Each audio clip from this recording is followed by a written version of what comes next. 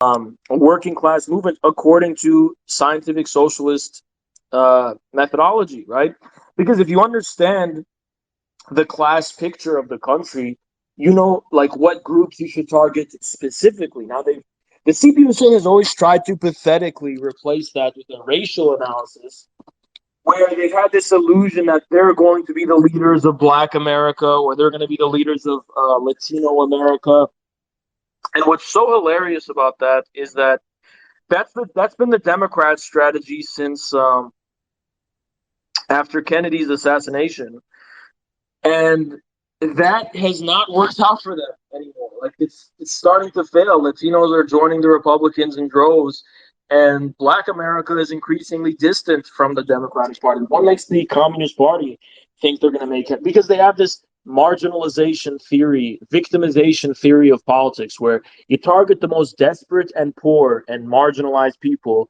So you could take advantage of them. You can offer whatever fucking solution you want, and they'll eat it all up because they're that desperate, right?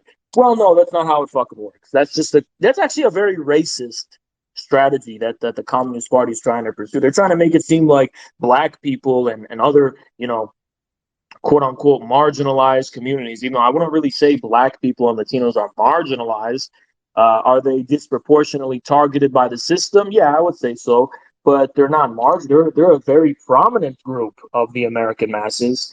And the CPUSA has a very condescending and racist view of these people, like they're gonna herd them like sheep because they're the most desperate, and oh, they'll eat up whatever we're selling them because they have, you know, they're desperate, right? Yeah, that's not how it works. That's really not how it works. It's such a racist, outdated view of things, right? The Communist Party tried to pursue that strategy for actually a long time, and it was a complete fucking failure, right?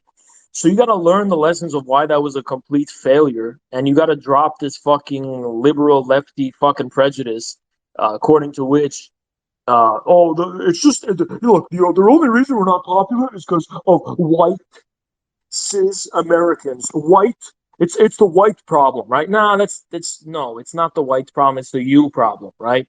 Um, yeah, I get there's a racial dynamic. There always has been a racial dynamic among the working class. That is unavoidable. But there was also a dynamic between the Russian working class and the minorities within the Russian Empire. And the Bolsheviks did not handle that dynamic by just hedging all of their bets on fucking minorities. Uh, because that's a extremely racist and condescending fucking view of minorities, right?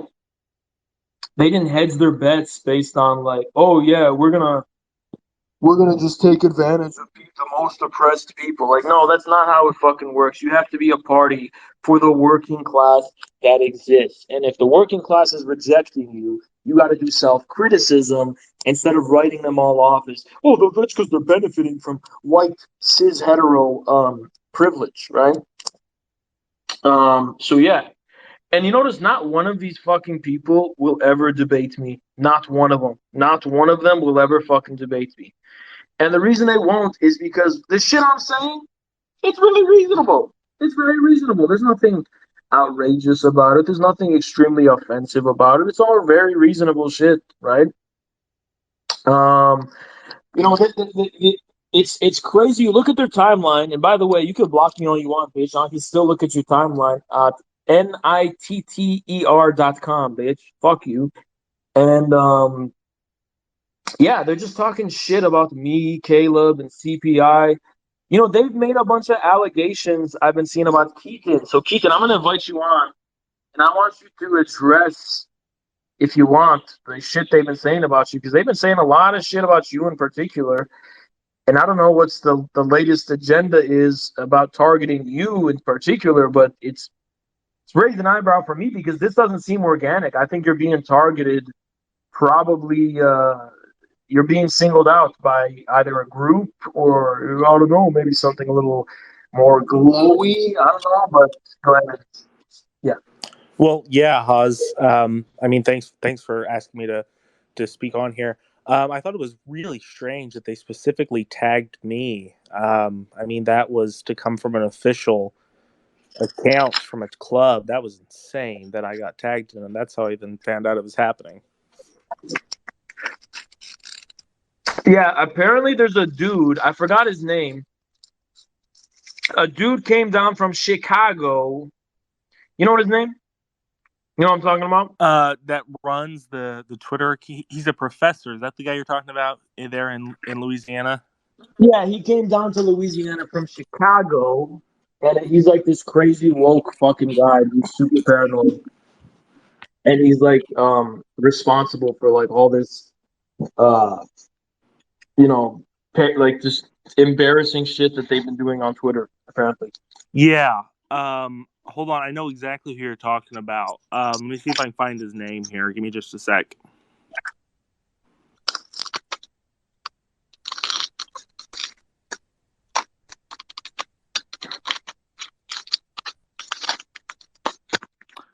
For any of the gorillas listening, put it in one of the group chats if you know who we're talking about. It was you guys posted it earlier, so put it in there yeah.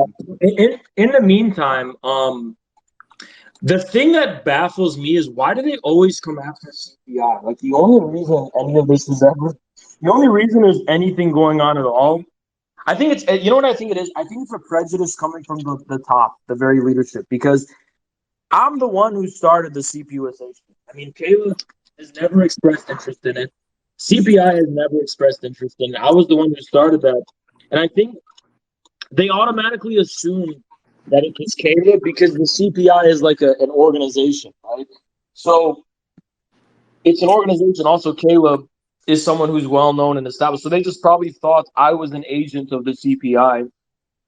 Well, And I and was, there's also Haas. What sparked some of it is back in like August or October maybe. I when I first moved out to New York City to work for Caleb, Shar Darling, her birthday.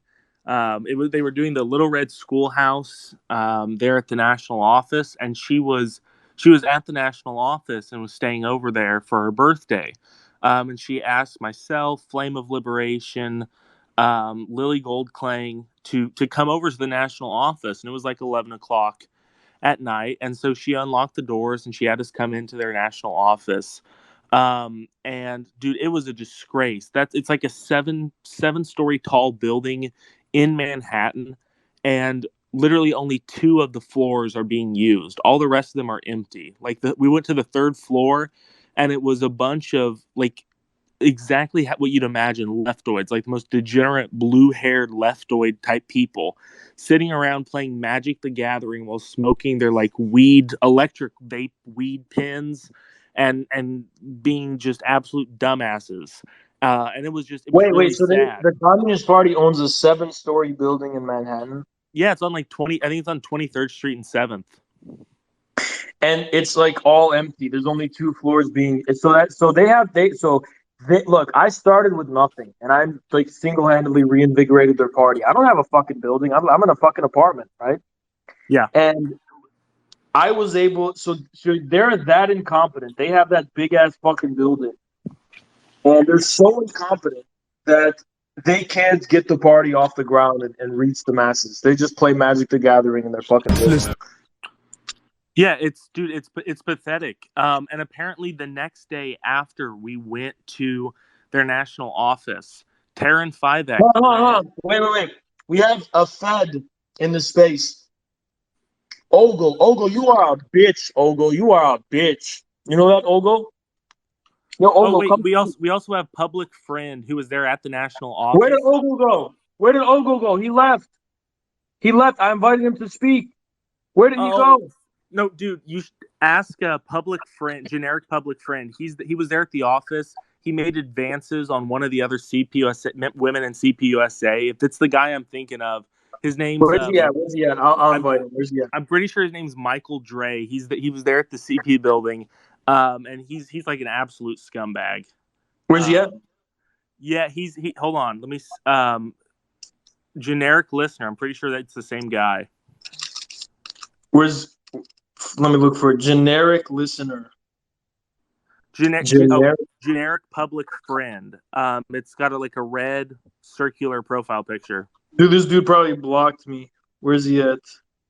I think he blocked me. I can't see him. Damn. No, but Look, we got. Look, put it this way: 202 of the people here have blocked me. 202 of the people listening to this space have actually blocked me. So you got to keep that in mind. Like, these people are terrified of me, right? Same I'm the here. fucking boogeyman. By the way, you guys, you don't got to turn me into Rasputin because I'm open about everything. Everything I've worn on my sleeve. I've been open about every single thing I've done. You understand? Bunch of bitch ass, fucking fake communists. We're communists, but we're gonna turn Haas into a literal demon because why? You can't even respond to anything I say besides calling me names. Do you guys got anything going on but calling me names? You're a chauvinist. You're this. You're that. You can suck my dick, is what you can do. I'm sorry, You, Keen. I know you're no, more. no, dude, you're fine. You Yeah. know, this is we've been keeping since the incident at the national office. We've been keeping this up our sleeve, but I feel like the time's appropriate with all these CPUSA members. The next day after, when Taryn Fivek led a struggle session about how my cowboy hat made everyone feel uncomfortable at the national office. She's a Fed. By the way, everybody, this is a very rare opportunity I can address you. Taryn is a Fed. We almost have like we have everything but solid evidence. We have everything but airtight evidence of it. All directions point in that direction. Her whole history. Her parents worked for CNN. She's got the shadiest fucking history. Look into it. She's a Fed. You guys are being played. Well, Holy shit. and Haas, you know, she also claimed when she was still in Workers' World, she claimed that she Didn't she was go to in. Syria? She was in Syria, right? Or was that someone else? No, it was it's that she was in Palestine. She claimed she was in the Gaza Strip, but then people who were actually there said, "No, you weren't." She's like, "No, I meant Jerusalem." The fuck? Yeah, no, she's 100% Fed, but it gets better. To a couple like a week after I was at the national office, CPUSA's leadership, Joe and Rosanna, or excuse me, Joe, Malachi Dre, and Taryn Fivek bring one of the CPUSA New York members who is Lebanese American, still has her Lebanese citizenship, and basically, and she's a fan of Caleb, accused her of becoming a white nationalist and insinuated that she was Hezbollah because she's Lebanese. And this is leadership. Base? They made her Base? No, I'm cry. kidding. I'm kidding. I didn't say base. But um, so apparently in the CPUSA that delegitimizes you. I don't Yeah, know. exactly. That being a Arab revolutionary who's against Israel makes you like an evil person. I be my you know. Wait, Taryn. Wait, Taryn. I'm not gonna. I'm not gonna say anything. Okay. Anyway, but look, I'm baffled, right? Look, like I don't expect the whole party to submit to the will of the Khan. I don't expect the whole party to be, honestly, if I was dictator of the CPUSA, let's be honest, it would be way better. Okay, look, can we be honest about something? I'm not addressing you, Keem, but like to all the people here, y'all know for a fact, if I was dictator of the party, if I was sultan of the CPUSA, that party would be going places. I would grow the fuck out of that party, and it would be hype as fuck. That shit would be wow. We would be a millions of people movement, right? Because look at how much I've accomplished starting from nothing, right? But anyway, forget about that. Forget about that.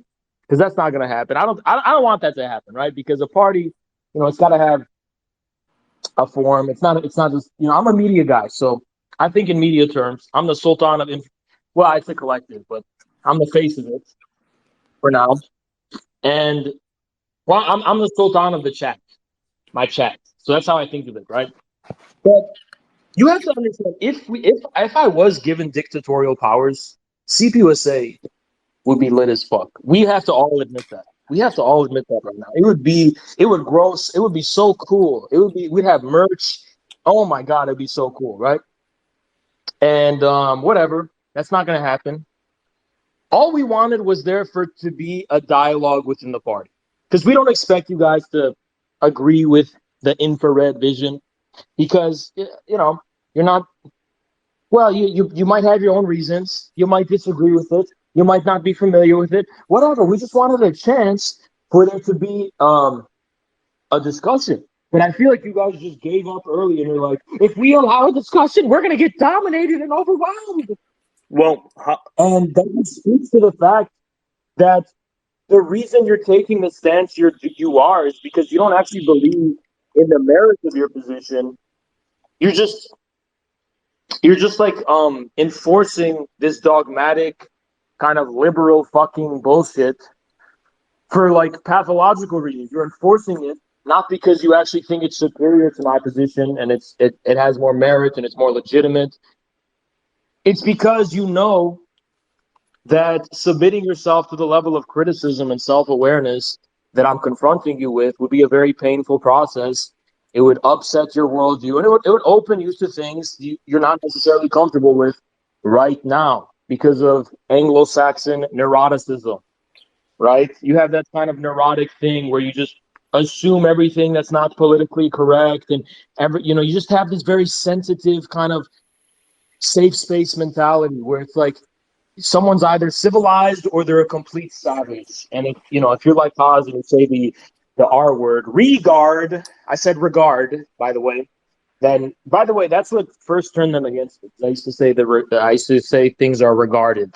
But you know, you got that problem with words like that and you fucking flip the fuck out because you don't trust people's ability to be real, spontaneous, and authentic human beings who don't condition every behavior and language you don't trust people. You don't trust the people like Mao said. And what you guys got to understand is that you can denounce me as a lot of things, but why don't you get it right? I am a Maoist. I'm a real Maoist, by the way, not the fake ones like Swamp Ass, the fucking Ted Bundy of Louisiana, the motherfucking Yellow King of Louisiana, the motherfucking green-haired monster of Louisiana, motherfucking Ted Bundy ass, Swamp Ass of Louisiana, right? You have to understand that when it comes to me, right? I'm a Maoist. I'm gonna storm the headquarters. I I just don't think you know what that means. You don't understand what the Sino-Soviet split was actually about. You don't understand what Mao's criticism of the Soviet bureaucracy was about. The Soviet Union collapsed, guys, and China's still here, okay? So we have this Communist Party that's a leftover of the Cold War, and specifically a very horrifically revisionist faction of that Cold War. Of the Soviet aligned bureaucracy or whatever, right? They were just the worst faction because these were the Gorbachev sympathizers, right? The Euro communist, they're not Euro communists anymore officially, but that influence is still very markedly and clearly there, right? So you have that faction that's still there, and they've never been submitted to that kind of Maoist revolution that was the decisive significance in China's ability to survive. And you say, well, what about Vietnam and Cuba and, Laos and a few other countries? They also, and then North Korea, but North Korea is a very specific case, actually. And all I would reproach that is with, sure, but none of those countries are superpowers. All of those countries are just as, like, they're small enough to be able to have whatever ideological idiosyncrasy. Like Iran has its own idiosyncrasy with Islam, right? And now today we obviously have the Taliban back in it. So you have all these idiosyncrasies you're able to have.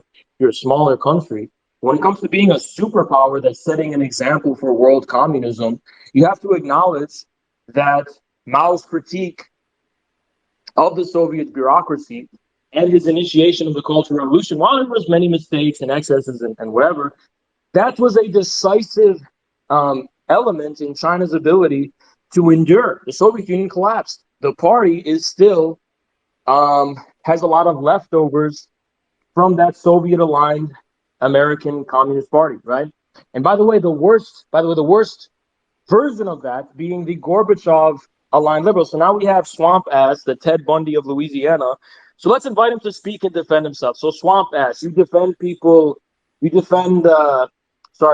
make fun of kids committing suicide on the internet. And you are a member of the Communist Party of Louisiana. Why don't you talk about the merits of encouraging suicide on the internet among children? Go ahead. Go ahead. The green monster of Louisiana. I'm motherfucking, what's his name? Rust Cole. I'm Russ Cole, and here's Keaton. He's Woody Harrelson. And we're taking you down. Let's go. We're going to invite you to speak. This is the Yellow King of Louisiana. I'd like, Here he is. while we wait for this guy, I'd like to reiterate for all the CPUSA people listening, your leadership in New York has been accusing Arab women of being Hezbollah simply for the fact that they're Arab. Your party is racist as fuck. Wait, hold on. Taryn, I know you're listening. I did not say based. I wholeheartedly denounce that group. What a horrible thing. I mean, I denounce them. I did not say based. To be clear, sorry, Taryn. Please don't tell your colleagues at the FBI. Please, Taryn. Okay. Anyway, Dallas, the fat ass wants to talk. So Dallas, he's got a banner of North Korea with the CIA-funded LGBT flag. And by the way, I'm going to come at that flag. Everybody can call me a bigot, whatever the fuck you want. First of all, I'm not against gay people. I'm not against trans people. I'm not against those people. But you got to understand that flag is being flown on drones. It's being flown by the U.S. military. And I've talked to a lot of gay people and whatever the hell else, trans people, and they say that flag doesn't represent us. That flag is the establishment. And for you to put that on the North Korean flag, that's disrespectful. So I hope you never go to North Korea, because if they saw how you're defiling their flag, it would not bode well for you. So let's bring on the fat ass Dallas. Let's bring him on. Yo, what up, fat ass?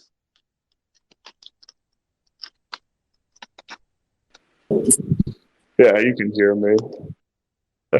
This motherfucker's using the CPUSA's. He's using a fucking what is it called? The monogram, that 1930s speaker. Motherfucker, they didn't even buy fucking microphones over there. They got a 7-story building. Go ahead, Dallas. No. I'm actually on vacation. I actually took. I took time. I don't know. This motherfucker using this motherfucking what's his name? The guy Alexander Graham Bell. That shit he invented.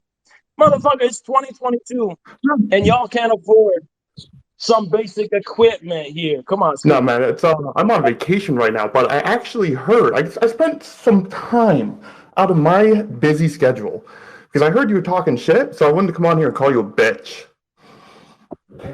All right, you big fat ass donut eating motherfucker. What's a vacation for you except a McDonald's ball pit, you fat motherfucker?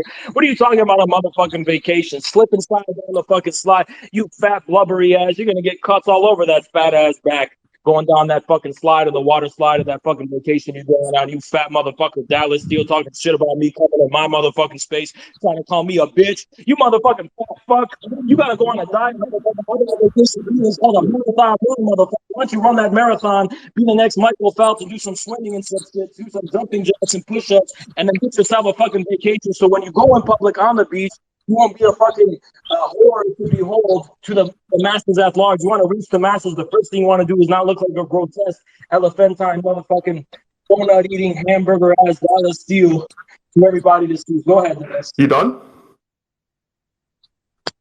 Go ahead, Dallas. Cool, because I'm going to condense all that down to just saying you're a bitch. I'm just saying. Yeah, you keep saying you're a bitch, Dallas. Talking on that Alexander Graham Bell, Rosanna. What are you, motherfucking? You go to Joe Sims' microphone himself. Y'all can't even get a good microphone. You own a 7-story building.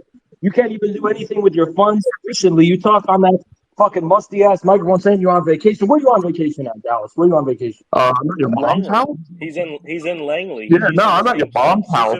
I'm railing her right now, actually. I think he's following the CPUSA's line, and this dude is in Ukraine. I think Dallas is going crazy. I think he's going insane for Ukraine. I mean, your mom's moving right now, so. Yo, say Azov Battalion for me, Dallas. I know you went to Ukraine to go fight for democracy and go fight for freedom because fascist Putin is invading Ukraine. Insane for Ukraine. I don't know. They need fat fucks in the Azov Battalion. I don't know what are you gonna do?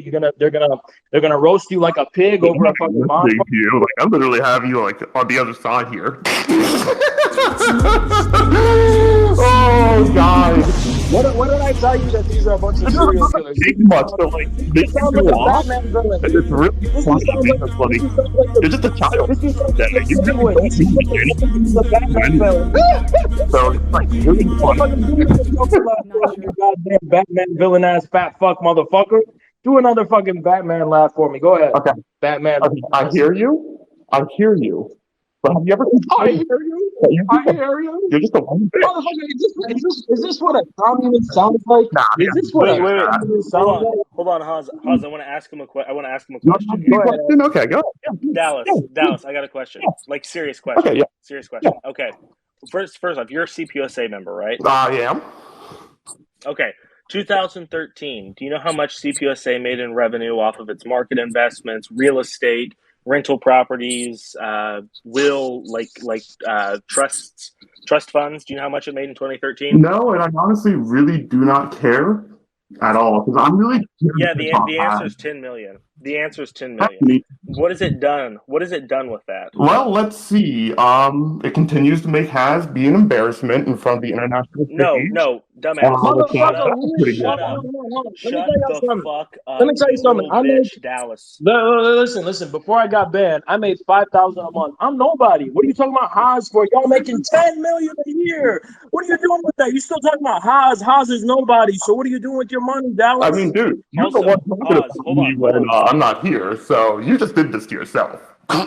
What if it takes $10 million, it takes $10 million to make you look bad. Yeah. You talking about what? This is exactly what I said. You got 10 million a year.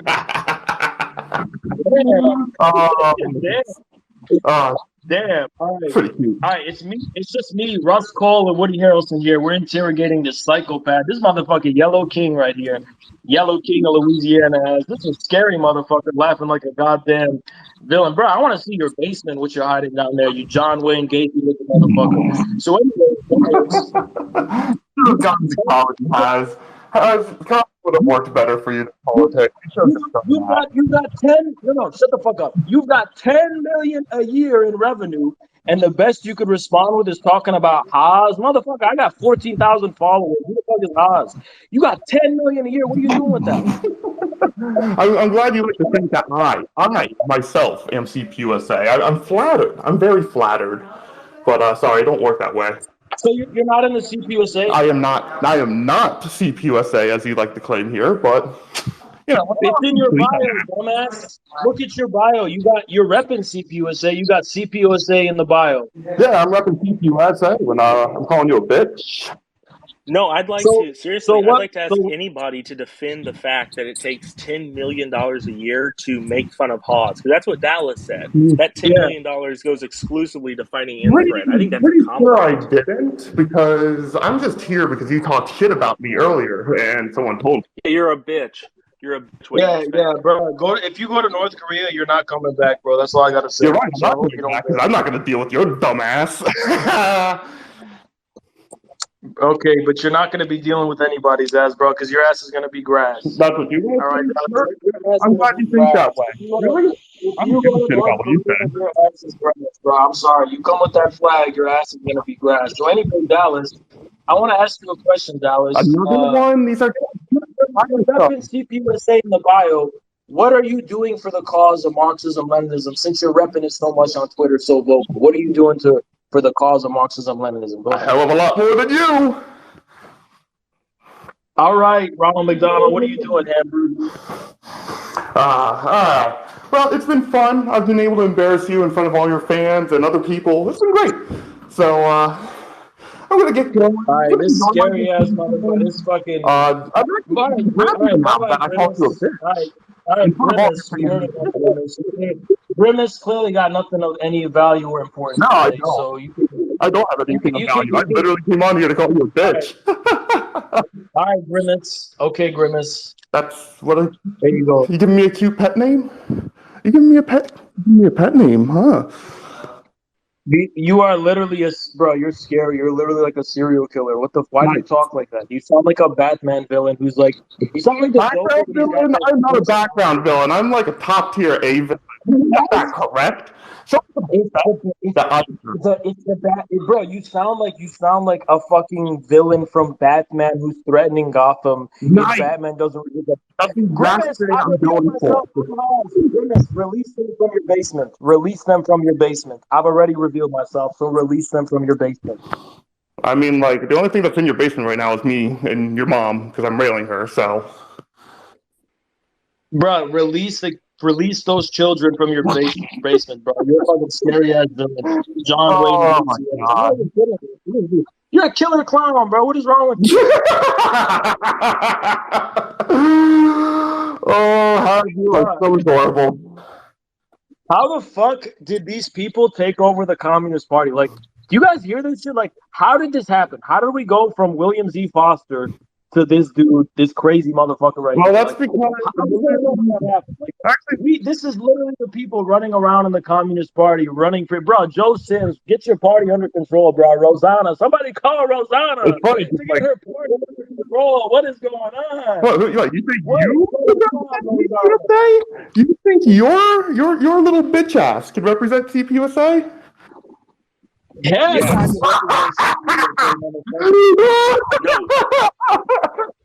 And Infrared is the future of CPUSA. Suck it. CPUSA belongs to Infrared, whether you like it or not. CPUSA is officially collectivized by Infrared. Bro, this is obese Joker right here, bro. You gotta chill. You're gonna get a heart attack. Your cholesterol's through the roof, bro. you can spend an hour and a half typing fat on the keyboard, just embarrassing yourself. It's like you're choking. Like, every time you again, that was kind of funny. That was pretty funny. I mean, you wasted your time. I got everything I needed out of it. But if you want to do it again, you're using a CPUSA's telephone from 1829, and you're blowing out the speakers with your insane, scary building. Is it hurting your ear? I think it's hurting everybody's soul to see the Communist Party being ruled by people like your ears. So I'm just gonna keep laughing like that, just because I know it causes you a little bit of pain. Bruh, your kidneys are in pain. Put down the hamburger. No, the only thing that's failing me is my liver, because every time I hear about you, I have to drink heavily. Bro, I don't think that's the only reason your liver's got a problem, honestly. I think you should really see a doctor. Bro, let me tell you the truth. If you just start drinking water, you'll lose a lot of weight. Now, my doctor tried to prescribe me not to anymore, but like kind of hard when you're talking shit. Dallas, you have a little too much snack time in your life. Just drink some water and it'll fill the hole in your stomach. Don't eat Dunkin' Donuts. Just have water. It's good advice. Are you sure? Are you sure about that? Because I don't know. Any advice coming from you usually is pretty bad advice. Yeah, I'd rather give bad advice than give bad reputation to the Communist Party, because that's exactly what you do. Doing both. All right, we got a non here, Dallas. Before you hop off and finish your Big Mac, you got anything else to say? I'm going to make my closing statement the same as my opening statement, that you're an embarrassing bitch and you really should stop doing that to yourself.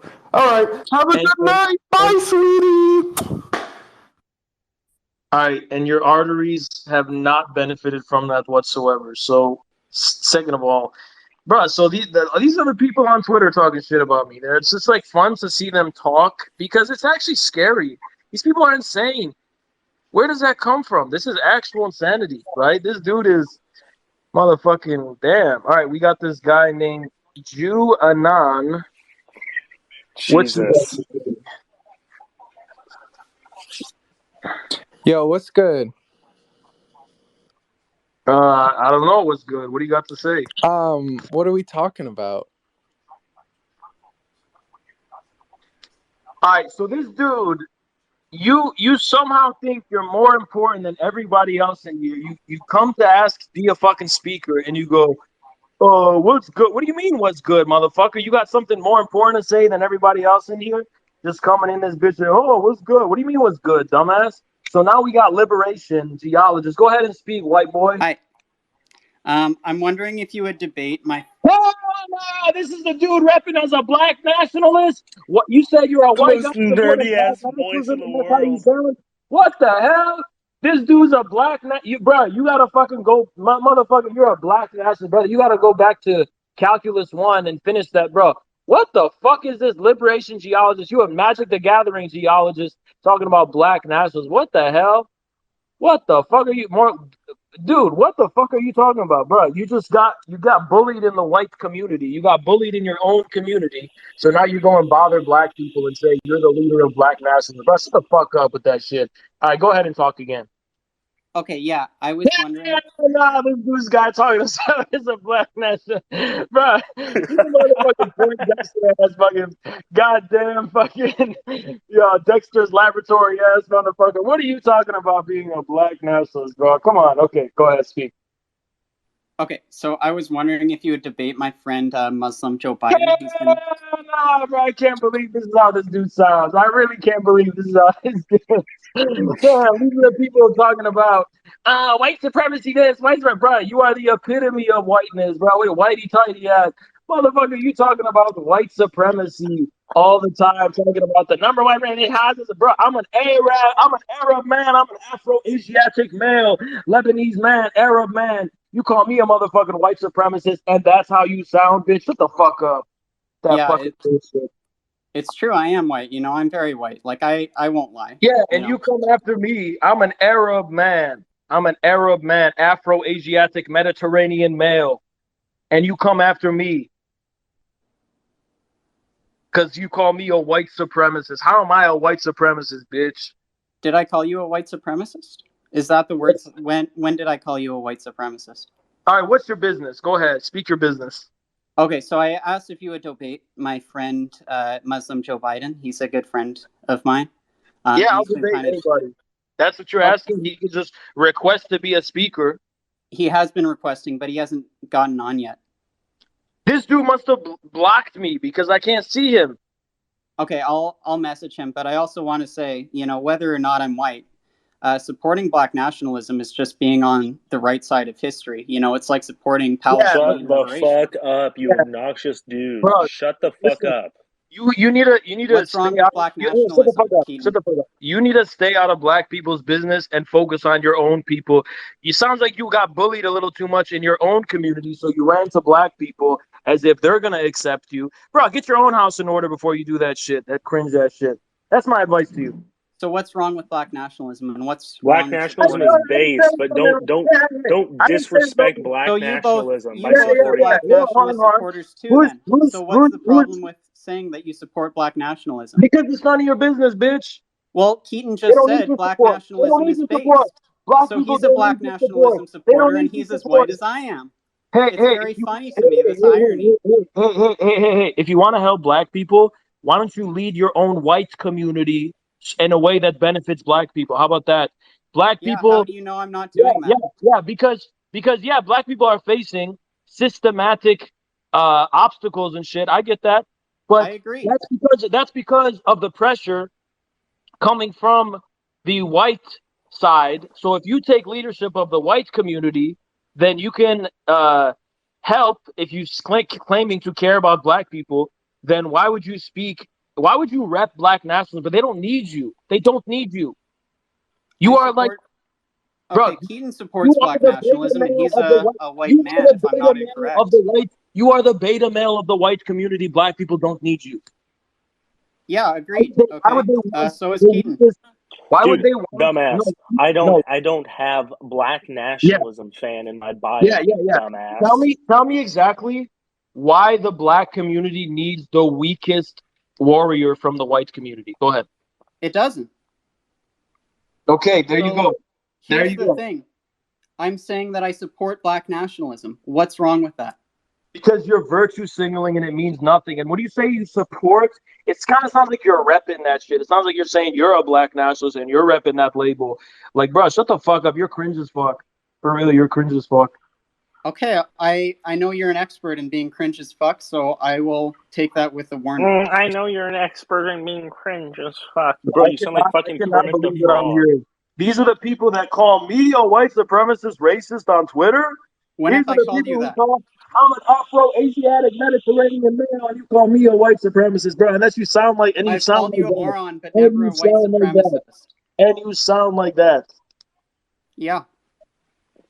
I can't believe my ears. I can't. All right. Well, any last words before we got Cloudy on? Have Muslim Joe Biden speak. He's been aching to debate. Where is he? He's nowhere to be found. This dude must have fucking blocked me. I'll message him. 1 second. This dude must have blocked me. Muslim Joe Biden. Who the fuck is that? His @ is Imam Biden. IMAMBIDEN. Okay, Imam Biden. Yeah. Do you see him? Yeah, I see his Twitter. I don't see him requesting in this shit. Okay, I'll ask him to request again. Okay, well, while you do that, you can. And Issa. Well, someone's saying Issa, but Issa's not. All right, Oh, why, yeah, all right, Issa. why don't you do me a favor? Okay, Liberation. Why don't you do me a ISA favor? as well. Why don't you take a knee and give us that Black Power salute? Go ahead. You are the Okay. leader. You are the I leader of the salute. Black community. You're the leader of the Black community. Go ahead. Take a knee, give that Black Power salute, and do all that. Because Absolutely. Black liberation. You are the Malcolm X of our time, bro. You're the Malcolm X of Death our to time. white supremacy. Support Black liberation and Black There you go. nationalism. There you go, Support bro. Pan-Africanism. There you go. You need to get Taryn in here. Bro, And, you need to get Taryn in. Debate Muslim Joe Biden and debate Issa or tell Isa. I don't know how to pronounce anybody to request. Tell them to request because I can't see the requests. Her name is End Sanctions @ End Sanctions. She's listening. She's not requesting. I'm not sure. She just messaged me saying to invite her if I support Black Power. I'll just tell her if he says. So I can't see her. Where's she at? There's only one person requesting to speak, and that's Cloudy. So your friend's nowhere to be found. My friend's saying he's not blocked, and that he just requested Muslim Joe Biden. The only person who requested is Cloudy. What the fuck are you talking about? They must have blocked me then. Well, they're saying it's he said, she said here because neither of them is saying that they blocked you.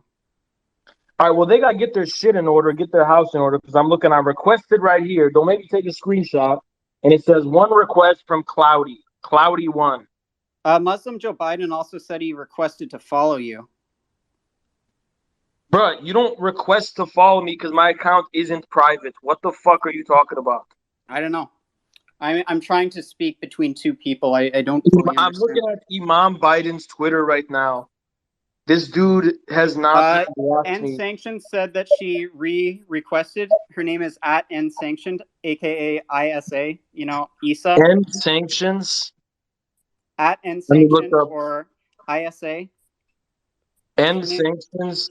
Her tweets are protected. That's why I can't see her. Oh, okay. Because her tweets are protected. She has to unprotect her tweets for me to be able to see her. So defend the Communist Party. Are you part of the Communist Party? No. All right, goodbye, bitch. Get the fuck out of here. Okay, love you. Anyway, Cloudy with a chance of rain. Cloudy with a chance of rain. Why don't you raid on my parade? Rain on my parade with that Cloudy with a chance of Joe Sims and Rosanna. Ain't that right, Rosanna? Go ahead. Where's he at? Requests. They're not going to request again. So, okay, I'm going to continue on my rant. The Louisiana Communist Party going on their witch hunt against Haas from Infrared. They got nothing better to do because they're a musty-ass, washed-up-ass party. $10 million a year, and all you're going to do is focus on a fucking ex-Twitch streamer who got banned? What a fucking joke. That's embarrassing. Okay, Cloudy with a chance of cringe. Let's go. Add as a speaker. Hello? Can you hear me? Okay, so I just wanted to basically just read a quote from Lennon, and it says, "Why should we bother to reply to Haas? He would reply to us, and we would have to reply to his reply. There's no end to that. It will be quite enough for us to announce that Haas is a traitor to the working class, and everyone will understand everything. There is no need to reply to Haas. Haas is just a traitor to the working class. All we need to do is say that, and everyone will understand everything. You are a traitor, Haas. You are a fake communist. Patriotic socialism is not a thing. Calm down. That's okay. So if you got on a telephone or an 1829 Monogram, Alexander Graham Bell, whatever you guys use. You got on that phone and you called up Lennon, you started talking to him, and he heard your bitch ass voice. What do you think he would think of you? You think Lennon would respect a dude like you? I'm hot, bro. You're not a serious communist. You're fucking joke, bro. How are you out here calling yourself a fucking communist, You will bro? never Nobody would pass. respect You you, will bitch never ass. be a You representation think of the you're a working Bolshevik? class. You You will think you're a never, Bolshevik? never in your life be a Bro, you talk representation about of the listen. working class. Wait. Any You literally Oh, communist have bro. pronouns party in your would bio. just Hold on. You throw have you out. pronouns in your bio. Any You have any pronouns in your bio. You are so-called the last communist person to party would talk just about throw you representing out the working because class. you're a You have revisionist and a pronouns in your fake bio. Marxist. Goodbye. Wait, okay, why are you talking about the working class? Do you think the working class accepts a person like you? Who's the working class to you? Is the working class Starbucks? Is the working class Google to you? Who is the fucking working class to you? I'm pretty sure when people think of the working class, they're talking about the people that work with their hands. And I don't think those people are too fond of a dude named Cloudy with a fucking anime profile picture. Who sounds like this? And I'm going to read a quote from Lennon to make an excuse for what. But Lenin told that to Kautsky after writing like 10 books shitting on Kautsky and debating him a bunch. After all that shit happened, you think Lenin just what called Kautsky a name and then that's all that fucking happened? That's not how it works, bro. Lenin, he wrote books explaining why Kautsky was wrong. He didn't just say, "Oh, Kautsky, you're problematic," and then he fucking left it at there. The fuck are you talking about with that bullshit? Get the fuck out of here with that shit. You didn't even engage with us. You have nothing to say to us. I've written, nobody was responding to my Substack where I fucking talk about, oh, the threat of Duganism in the party, threat of Dugan. Y'all ever read Dugan? Y'all ever know who Dugan is? I'm a Marxist Leninist, but you can learn a lot of thing or two from Dugan. You can learn a thing or two. He's an interesting guy, by the way. I read Dugan. I like Dugan. He says, birds. I like that dude. He's got a beard. I got nothing to get. Tell me what's wrong with Dugan. By the way, you say, "Oh, you're transphobic." Dugan says he doesn't even believe in biology. How could he be transphobic? He said that gender is not biology because he doesn't believe in biology. So he's pretty progressive, if you ask me, when it comes to that. And y'all are just ignorant about that shit. And it also comes from racism because he's a bearded Russian dude, and you're saying, "Oh, he must be a really scary guy." Bro, shut the fuck up. It's better for Dugan to sound like one of you guys then, right? It's better for that's the only people you think aren't problematic. Little bitches. For real, man. Anyone who's not a little bitch is problematic. That's how y'all are rolling. Well, it's about effeminization. It's making people appear weaker and less hard and crass, and it's about feminizing as many people as possible. And if you say that shit, they'll say, "Oh, that's misogynist." Nah, there's nothing wrong with being a woman. It's realistic.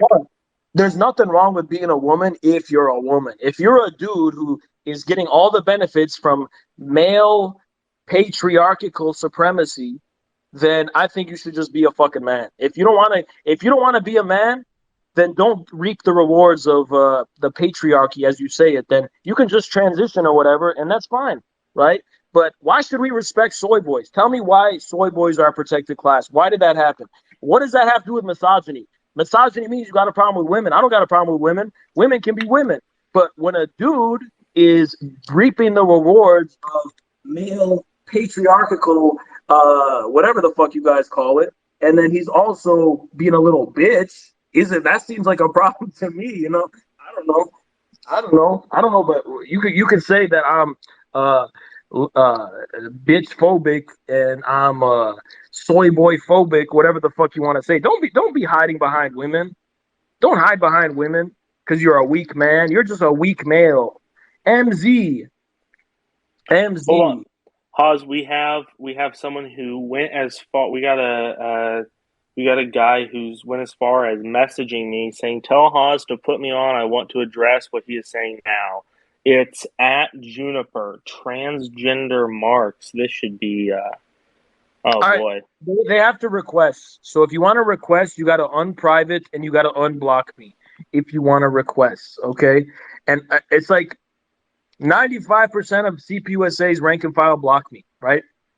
I'm the specter haunting CPUSA. I'm the reason you're doing all these witch hunts. I'm the reason y'all are hyped up and you feel like you're part of this new organization. I'm the one who added everything fresh because it was my idea, CPUSA 2036. Y'all were nothing before me. I'm the one who did that. Should at least acknowledge that. Anyway, MZ, let's add him as a speaker. Yo, what up, MZ?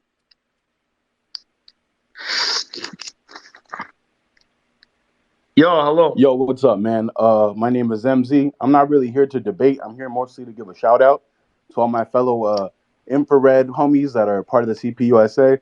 A big shout out to like the Chicano version or the Chicano side of infrared. You know, all the Mexican Americans out here. Shout out all the Mexicans. Shout I out just all want to the say real Latinos. quick. Sorry to interrupt, but it's real telling that with all these conversations about marginalized communities, this, that, and the third, the second largest minority group is never brought up.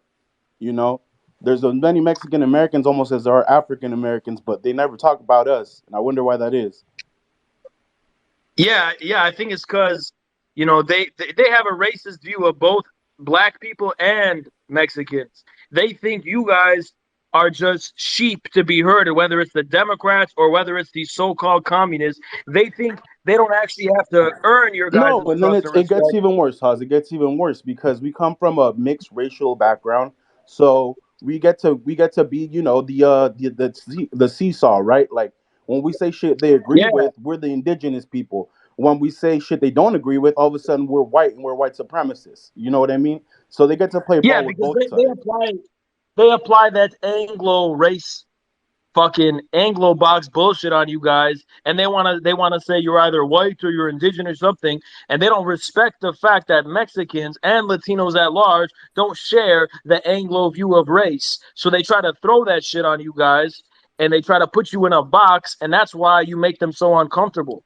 That's right. You know, that's why I'm pretty sure you've noticed, but you got a large contingency of Mexican American and Mexican support because we know how it is. You know, we see it. We're not blind to the fact that this is how these snakes are. You know what I mean? But yeah, I don't want to take up too much of your time. I just want to give it a shout out to everybody. Yeah, shout out, man. And no, I know, trust me, I've taken note of the Mexican and Latino brothers, members of the guerrilla army. You guys, probably the biggest contingent. I think we took a poll of our community once, and I think we got Slavs as one of the biggest, one of either the biggest demographic or the second biggest demographic is Latino.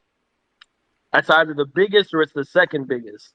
So when they call us white supremacists, whatever the fuck they're saying, we took a poll of our community. That's the biggest bullshit I've ever fucking heard before. That's just completely fucking made up. They're trying to call us that shit because we don't agree with the academic theorizations of race that they've adopted from their Democrat-funded academic bullshit organizations. But they're trying to make it seem like we're somehow white supremacists and we have an issue. Motherfucker, I'm a Lebanese man. I'm an Afro-Asiatic Arab man, motherfucker. And you called me white, saying I'm a white supremacist. You sound stupid as hell. You sound stupid as hell saying that shit. You sound dumb as hell. Okay? And if you want to ask me, yeah, I look white, whatever. Whatever that means. But, you know, let me just say, Lebanon's closer to Africa than Europe. And it's in Asia. So let me just say that. And, you know, I feel like, yeah, I'm not going to say anything further, but, you know, it's just bullshit how they try to call me a white supremacist male, even though I'm an Afro-Asiatic Mediterranean male. All right, who's next? Who's next? Who's requesting? This dude's name Dequan Davis. He's got no profile picture, so this is a scary. He didn't request. He foregone his request. He took his request back. Hold on, the transgender Marx is begging in direct messages to be able to Here's come what I'm on. going to do, Ian. I'm going to invite you to co-host because if you can see these people request, I can't. Right? Okay. So, yeah. Can you? I invite you to co-host so you can actually appoint people because I can't see them. I cannot see that person. Okay. All right. You ready? You want transgender Marx on here? Yeah. Go ahead. Bring them on. Okay. Oh, hold on. How the hell do I? God damn! It's like. Okay. Add a speaker. Cool. All right. Where are they at? Where are they at? It's connecting. Hey, so you were... Oh, we got 33 people requested to speak. I can't see them.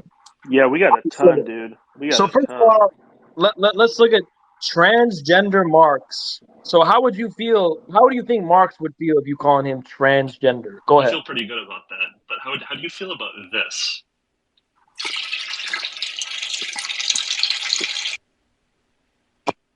Bruh, like I'm saying, that's just I think that's like, look, that these are communists. That's what a communist is. Imagine if Stalin heard about that. What do you think Stalin would do to a person like you? Well, Stalin did. Don't forget Stalin did, and he made a note I'm not saying that. No, I'm not saying that. I'm saying you're doing this degenerate shit, taking a piss. Bro, grow the fuck up. Like, what do you think a major communist, serious... What do you think William Z. Foster would make of that? You call yourself a communist? You're a clown. What is this punk rock bullshit? You're not a communist. You're like what a Satanist is, rebelling against their Christian parents. Oh, I'm a Satanist because you're rebelling against your parents. And you called yourself a communist because you're rebelling against America because America's got this anti-communist tradition. So, that's just immature. Come on, that's just immature. People somehow think being disgusting is funny. No, it's not. It's just cringe. It's just immature and cringe. Okay. All right. Who do you want on next? We've got Garth. Go. I'm trying to look at the requests, and it's like glitching for me, so it doesn't show me. Even though there's apparently 37 people requesting. So why don't you tell me who's requesting? Okay, so we've got Go Fixist, who is a big account with 16,000 followers. Go ahead, bring him on. All right. Go ahead, bring him on. He's connecting.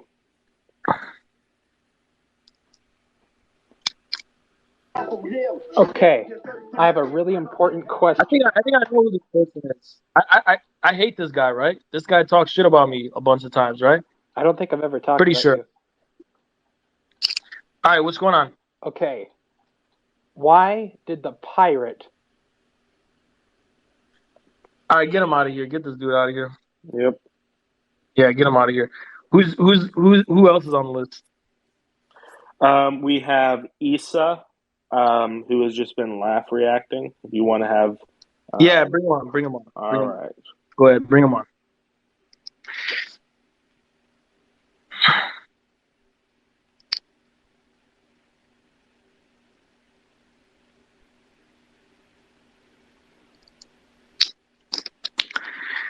Damn, these dudes taking forever. I know. These dudes knocking on heaven's door. Come on, the door's open. Go ahead. Go ahead. Speak, motherfucker. What is taking so long? Still connecting, man. Oh, okay. Nope, never mind. They quit. All right. Bring on. Who's next? We got Marina is up next. They/M Mother Elf Balkan. Right, bring him on. I know who this is. Bring him on. Okay, connecting. This is the famous sexual harasser of Twitter. Oh, so, yeah. What do you got? Okay, so Marina, what do you got to say about the sexual harassment that you have been imposing upon many of the people with whom you disagree? Go ahead. Damn, with that Joker laugh again. Oh my Scary God. ass thing. I think we got Harley Quinn. We got Harley Quinn in this thing. Damn, these people crazy. When I tell you these people are crazy. No, I'm just psychopaths. really stoned right now. I'm just really high. I'm a big fan. I'm a really big fan. I'm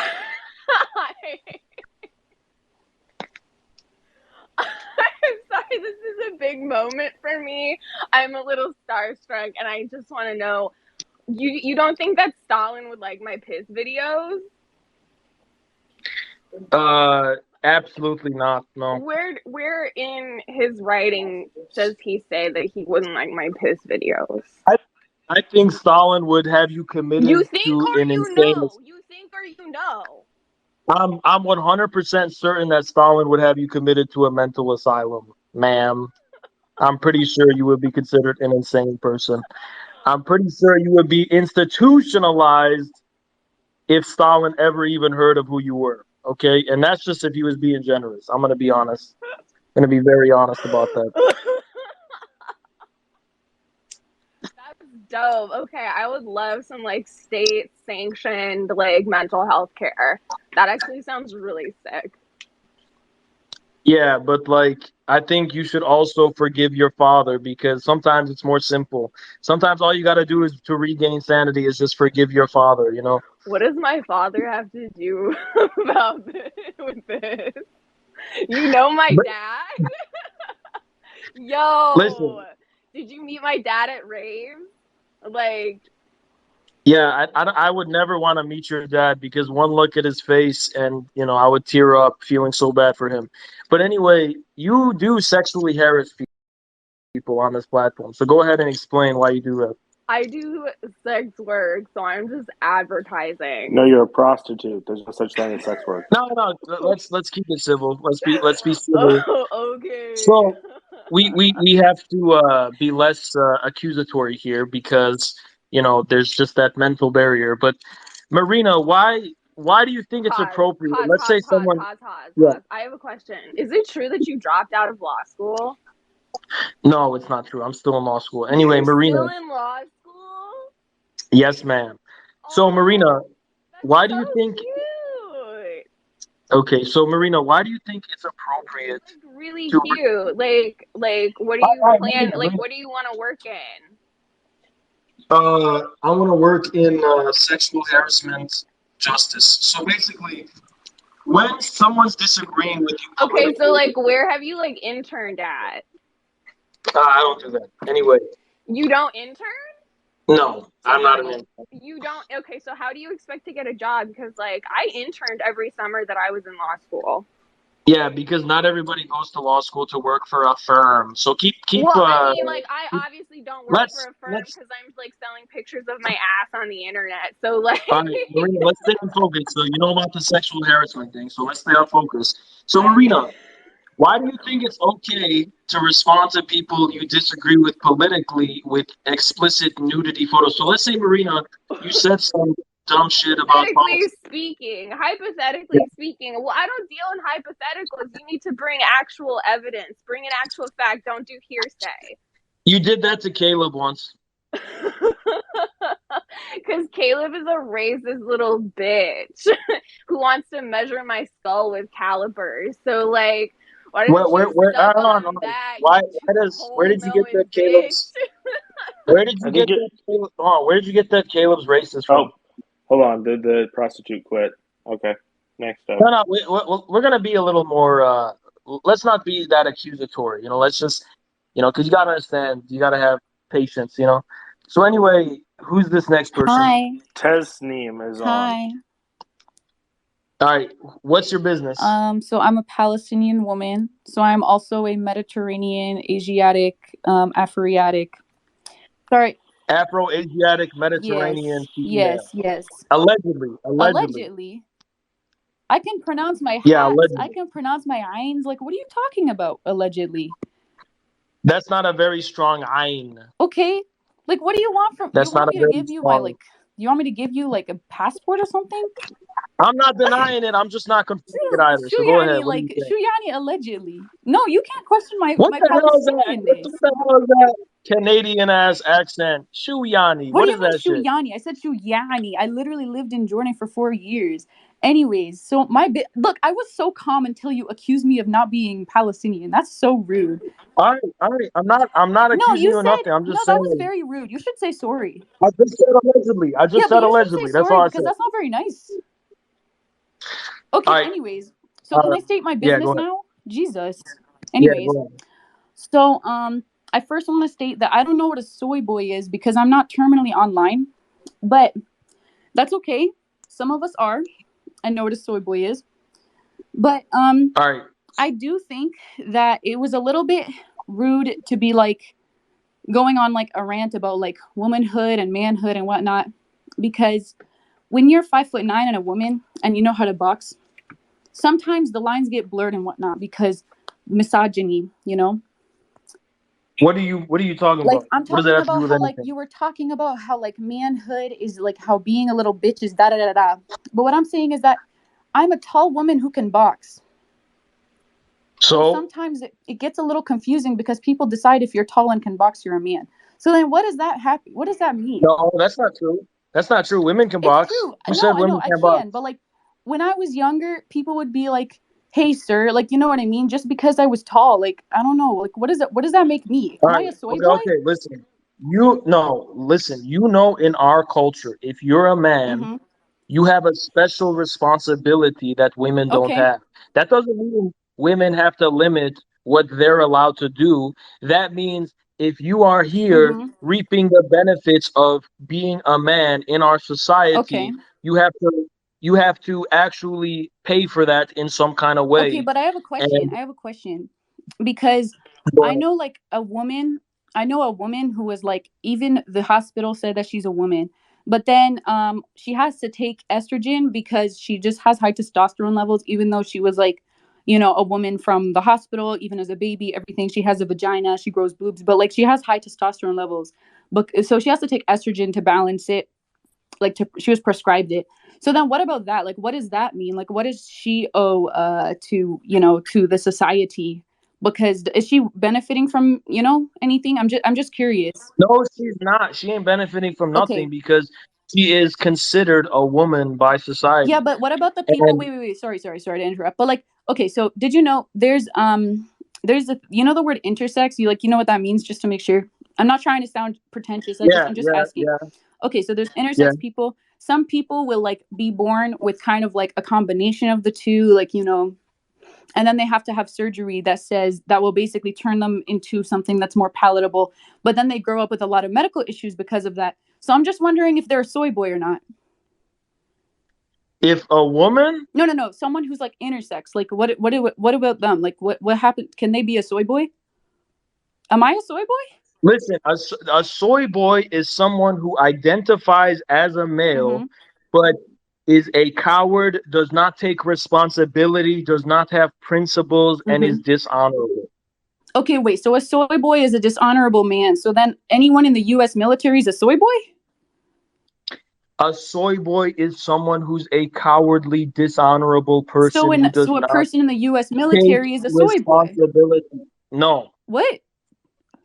You're no, that's not true. confusing me. You're confusing me. That's not true because that's an organization that's dishonorable. That doesn't mean the individual is dishonorable. But okay, so but like when I lived in Jordan, which is in the Asiatic sorry, can you say it again?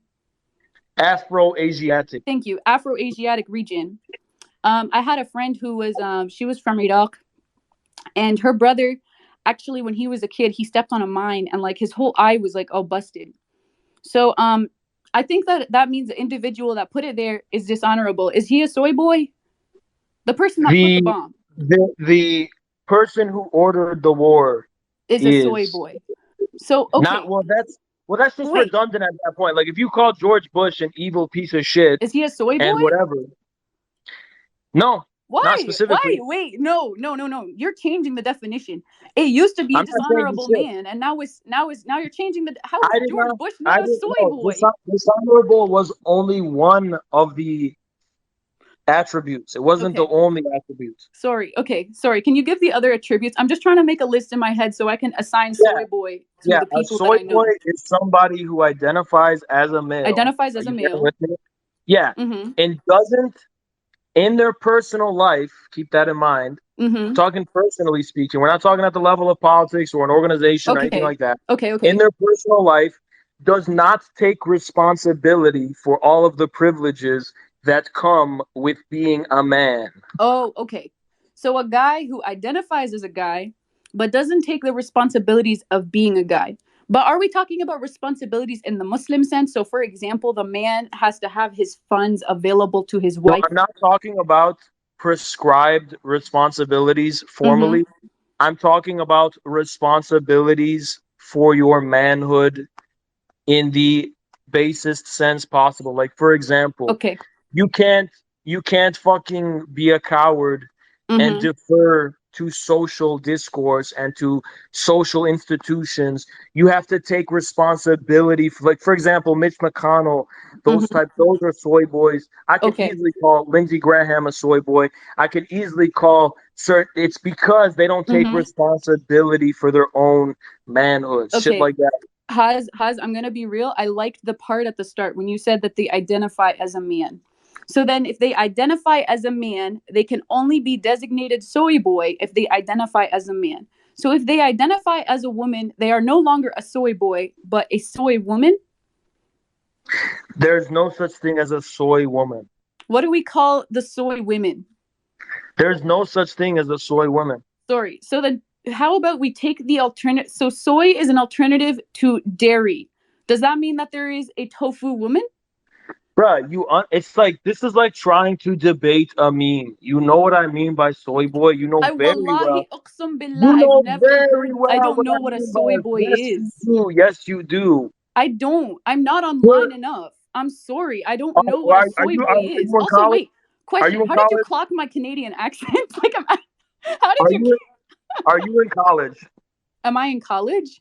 Yes. Yes. Then you know what a soy boy is. It's No, all the dudes. It's all the dudes in your DMs who you reject. The thing is, I'm gonna be real. I'm an artist. I just post my drawings. I don't really have guys in my DMs. Also, I'm hijabi. I gotta stay out of that adultery stuff. You know. All right. Okay. My bad. It's okay. I'll forgive you. Okay. But I can't. I still haven't forgiven you for saying that I'm allegedly Palestinian. That's very mean. All right. Allegedly. No, that's still not. That's not nice. Wallahi, I made it my whole brand. Like, that's how I got so much clout. Remember when people pretended to care about Palestine for 3 minutes? Do you know how many followers I got? But then they all unfollowed afterwards. That's performative activism. That's a soy boy. All right, listen. A soy boy is a dude who. Okay, let me tell you what a soy boy is. Let's say there's a dude on your campus who's like, I support Palestine, but like, what the Palestinians doing is pretty scary, and it's like, it makes me uncomfortable. That's a soy boy. Yo, Israelis are soy boys. Yes, actually, yeah, for the most part. Period. From what I've seen. Period. You know what? I'm gonna be real. I didn't know who you were, but maybe some of your opinions are kind of based because it's true. It's true. Israelis are soy boys. From what I've seen, that is correct. Probably not all of them, but that is a big problem. I think we should say all of them. I think it's good to generalize in this case.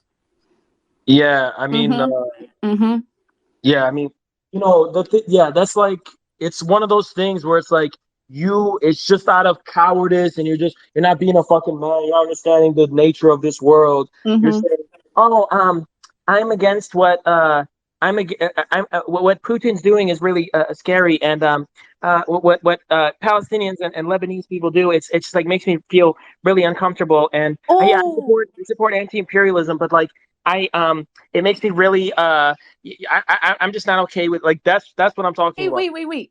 How come? Okay, but wait. Question. But right now you spoke with a lisp. I don't think having a lisp makes you a soy boy. Not a lisp. Fuck. What's it called? Stutter. My uncle has a stutter, but he's not a soy boy. Yeah. He's just has a stutter. Like, let's be nice to the people with stutters. Though you did sound like, you know, the guy from Looney Tunes, the pig one. That's a soy boy. Listen, it's not a clear-cut thing. There's just patterns and connections. I notice these patterns and connections throughout, and nothing's a coincidence. That's what you have to understand. Oh my God, like the guy, the creepy eyes, there is no such thing as a coincidence. I love that for you. That's so cool. Yeah, it's like, there's patterns to this. There's laws. There's exceptions, but there's general laws that follow a pattern. Okay, fair enough. So it sounds like there is no definite definition. I've heard my cousin say the word soy boy a couple times, but she also says things like pog. So I just don't really trust her words. But I think I'm done for now. But if you can let up Issa, that's my baby. That's my angel. That's my sweetheart. I can't see them, but Keaton, go ahead and bring them in, because I can't see them. So if Issa's here, take care, Haz and Keaton. I hope you guys appreciate that trans women are not soy boys. They are simply women who are trans. Very cool. And I am Canadian. I really still don't know how you figured that out. And I am Palestinian. It's not alleged. Okay. Bye, y'all. Okay, so who's up next? You got this next person. Is that person requested? Yeah, Issa has requested, and then we've got a lineup after Issa. Yeah, go ahead and bring them in. Go ahead and bring them in. All right, Issa is connecting. What's up with y'all? First of all, and you are a co-chair of the CPUSA. Haas. Hear me out. First of all, I'm not pussy, so I'm not in CPUSA. I just said that because I wanted to come up here. You already know what it is. Second of all, Haas, would you allow me to say something before I talk to you a little bit? I just want to say something real quick. You might agree with it. Go ahead. Thank you. That's real generous of you. So first of all, while I'm up here and I have this platform, I want to say fuck all the sex trade expansionists in this space that have me blocked. I also want to say fuck you to every nigga on this planet that has me blocked. And I also want to say that if you're a white person with black nationalism in your bio, I'm sorry, but that's cringe, bro. I'm black. And I just want to say personally that you niggas are not supporting us by putting supporter of black nationalism in your bio. I don't care if you actually support black nationalism. That shit is cringy as fuck. And you're a nigga, like you're not a Negro. You don't apply. Harry Haywood did not write for you. So I need you to get off of our collective dicks, including mine, because I'm transsexual or whatever. And thank you for that. Now, Haas, bro, what's good with you? How your day been, bro?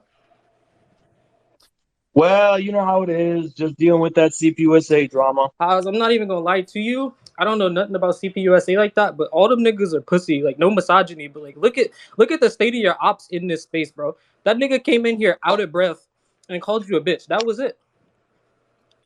Yeah, I mean, you know what I'm saying. That's what we've been dealing with. But somebody said these niggas need social studies courses for how to talk to people. Nah, bro. But Haas, here. Hey, I wanted to say something, bro. I feel as somebody who's been vaguely aware of your content for such a long period of time, I would become the first Maoist American patriot. It's really USA in this hoe. You know what I mean? It's really the US Pan-African shit in this Pan-African Maoism, patriotism. You know what I mean? And they not fucking with the wave, Haas. How do you feel about that, though? Do you support Pan-Africanism broadly, or? Hell yeah, I do. The biggest inspiration for infrared, you can look it up, one of my first videos, was the Pan-Africanist economic freedom fighters of South Africa. Are you for real? Oh, shit. Absolutely. That was our biggest inspiration. The whole reason we adopted this, because we're trying to apply that to the U.S. conditions in the best way possible. That's the most successful socialist movement on the planet that's not in power, is the economic freedom fighters of South Africa. And they are Pan-Africanists. One of the founding members of Infrared is a Pan-Africanist who's in Africa right now teaching. All right. So that was one of the founding members. You can look at one of our founding videos was an interview with another Pan-Africanist. So yeah, we've always been, and we're also big on the Afrofuturism thing too, because we believe that Africa is the next stage of world history, like Asia was before China then, and then Africa's going to be the future. So that's what we believe. All right, Haas, can I talk to you about something? I feel like, you got your little Twitch channel, you got your YouTube channel or whatever, but I feel like you're not making content that niggas really fuck with. You make, your fan base is very online, and you got to start, trying to connect with the black proletariat in the so-called US. You really got to make content for black, do you Harry Haywood, George Jackson? How you feel about them? Because those are my favorite black revolutionaries. No, yeah, we've been reading them before we went public. We've been into all that shit. But the thing is that I am not black. That is true. You're a nonger. You're not black at all. Yeah, I'm not going to be a leader of the black community. I don't expect. I respect the ability for the black community to have its own leaders, and I'm willing to work with those people, but I'm not going to be able to guide the black masses. Because, you know what? I respect that, because it's way too many non-black people who think that they can lead us like we sheep in a herd. Haas, also while I'm up here, I know that I'm in your house, so I'm not gonna do nothing, without telling you about it. So I'm gonna let you know right now. I see that your co-host is a Catholic, and I just want to say right now, Islam is the last real religion left. The rest of that shit is watered down. Islam is really for the gorillas. That nigga Keaton is not from the trenches. You are not a street nigga. You're not him, bro. You should change your pronouns to she, her. Nah, bro, listen, bro, you gotta respect all. Islam teaches to respect all, especially the Abrahamic religions. That's an Abrahamic religion. You're right. You know what? That was very rude. to me. How, you know what? Let me roll that back because up on the speaking panel right now. I also want to say, shout out to Tesneem. That was the girl that you just had up. That's my ride or die. You feel me? The rest of these niggas, Tesneem said that she don't get no DMs on this app, but it's not true because I seen they DMs and it's just all like these thirsty, fake internet Maoists. Like they're all fake, like they're all like a part of like a cult, bro. Like they're all like, absolutely. Oh, I love your drawings. Every anti-patriotic socialist is a child, bro. Like it's crazy how we noticed they lie for women's attention. How do you feel about that?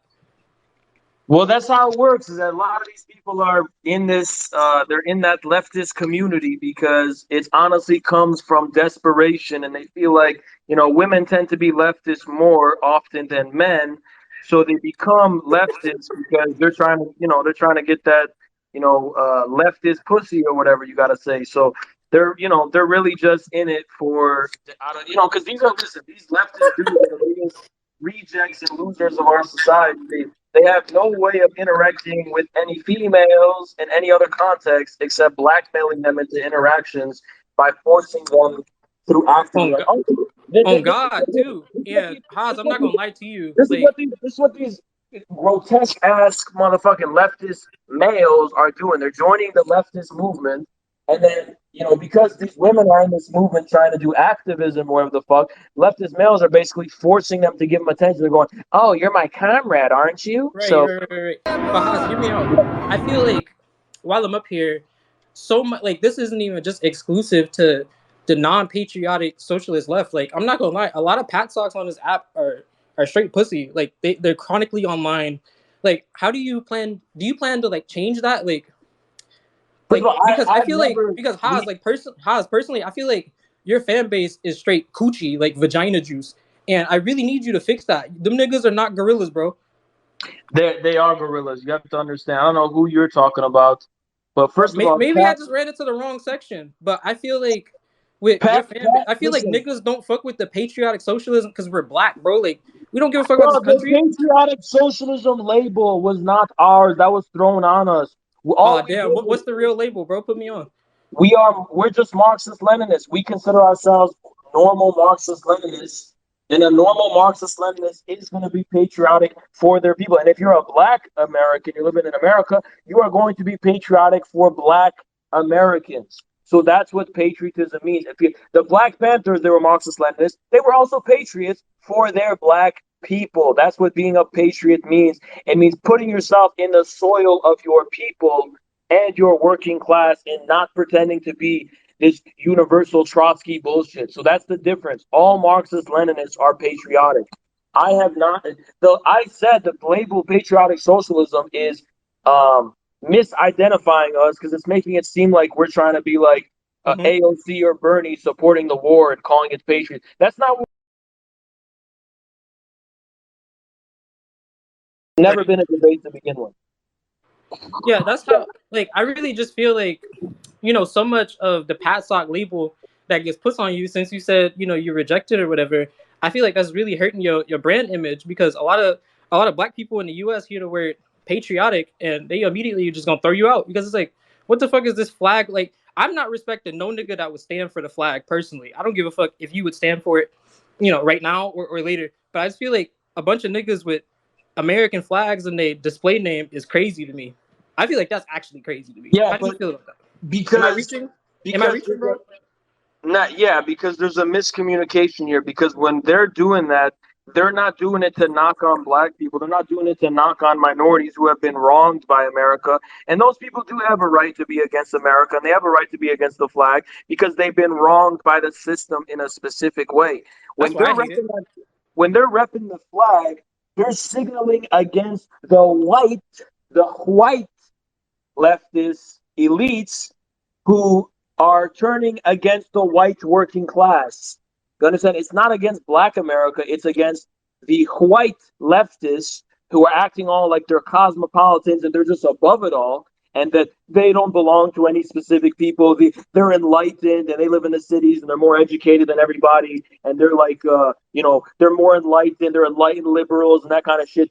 That's what they're doing it against. They're not doing it against black people in this country. Listen, if you have been specifically wronged by America, you should not have to be expected to trust America or its symbols. Oh, But thank if God, because you're, I don't. I got if into it you're, with police like yeah, last month. yeah, I respect that. That's by default. I respect that. But if you're a white leftist and Mhm. you're virtue signaling about how anti-American you are, you're trying to absolve yourself of responsibility of your own community. You're trying to absolve yourself of responsibility of taking leadership of your own community and righting the wrongs that have been done against the black people of this country, specifically in the form of the denial of the 40 acres and a mule that was promised to black Americans after the Civil War that would have made them equal members of this country and give them a piece of the American pie, and that was denied to them. So that's what I'm taught. That's what they're signaling against. Black Americans have the right to give up on America because it's wronged them. But I do not believe white leftists who have benefited from America have that right. I think they should take their privilege and use it for just ends. Yeah, and I just want to say that not even trying to be that person, but 40 acres and a mule is like a bullshit concept. Like that was made to really fuck over black Americans. The white man has called black American. I call it Africans in America personally. I reject, the whole American part of the label. But I do think like what are some things that you think that white leftists just absolutely should not be doing? Because earlier, that the person that had like black nationalism in their bio, they followed me and they asked me like, is it wrong to have supporter of black nationalism in my bio? And I was like, I'm not gonna lie, like that shit is really cringe. It feels like the so-called ML version of putting BLM in your bio. And the second that he runs into a black person that disagrees with him, it's probably gonna come out. So like, what are some tips for all the crackers in the room? Like, what are some things that you think that they should avoid, like at all costs? And then I can give like my own personal things, about what I think they shouldn't do. Avoid using minorities as an outlet for your specific grievances with your community. Just because you've been wronged by your own community and you've been thrown in the locker and you've been getting a wedgie and you're being flushed down the toilet, getting a swirly or whatever the fuck happened to you, don't act like that puts you in solidarity with black people or Latinos or other ethnic minorities, because that just means you're the loser of the white community. They don't want losers in their community, I would guess. They want to make deals with the winners that benefits them. Okay, yeah, I agree with that. Also, I would say for white left, but even non-black leftists, even those of us who are black, like keep that like the second that most black radicals see an American flag in your bio or in your display name, like we're gonna disregard what you have to say because we really we really just been fucked over by this country time and time again. And I feel like a lot of so-called Pat Sock Twitter, whether self-identified or not, really does like the reason why so many of these people are actually just crackers is because of that. Like they're not connected with no actual black people. You feel me? So I feel like as white leftists, keep that fucking American flag away from us, and also like stop using the advent of things like BLM or our protests against state-sanctioned murder and violence to do your photo ops or to like get your followers up, like because the like that is literally textbook opportunism. And there's so many people who will come into our poorer neighborhoods for photo ops while it's trendy, and then leave us and then wonder why black people aren't exactly rallying behind these non-Negroes to overthrow the government. And I think that. Listen, let me tell you what. All right, Pause. I hate to interrupt here. Yeah. I would just like to say welcome to David Mastrisi, who is a writer for the Huffington Post and Vice News, who is currently listening to this. Yeah, I appreciate you shouting him out. I also want to say that. Go ahead and invite that dude. Let's get this famous glowy.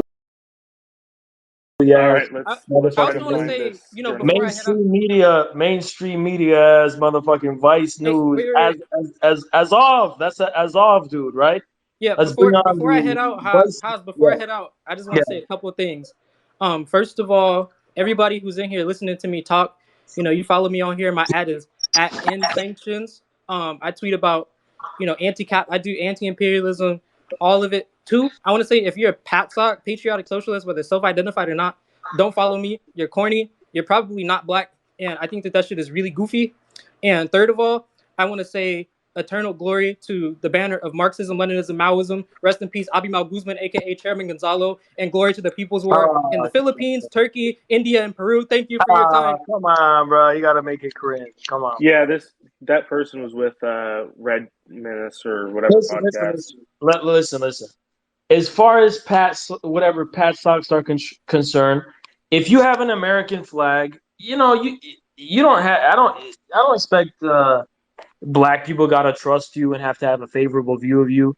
That has to be earned through mutual cooperation and mutual respect. That's what I believe. So we're not here trying to fish for virtue signaling points, but if you really are going to be out here trusting people just because they don't got an American flag and they're virtue signaling that they're revolutionaries and shit, all I gotta say is good luck with that. Good luck with those people because. Yeah, I don't know. I have reason to question their intentions. All right, Keaton, bring on. Who's next? So next up, we have Basil, who is next on the chopping block. We're working on getting that MSM or the Vice News guy left. Basil, bro, this dude is obsessive. All right, Basil, you talk a lot of shit about me. I swear, I've never talked shit about you. I genuinely have never talked shit about you. I get that I get that I'm obsessive and whatever, but that's like separate. Are you with the Communist Party? So what's going on? So bro?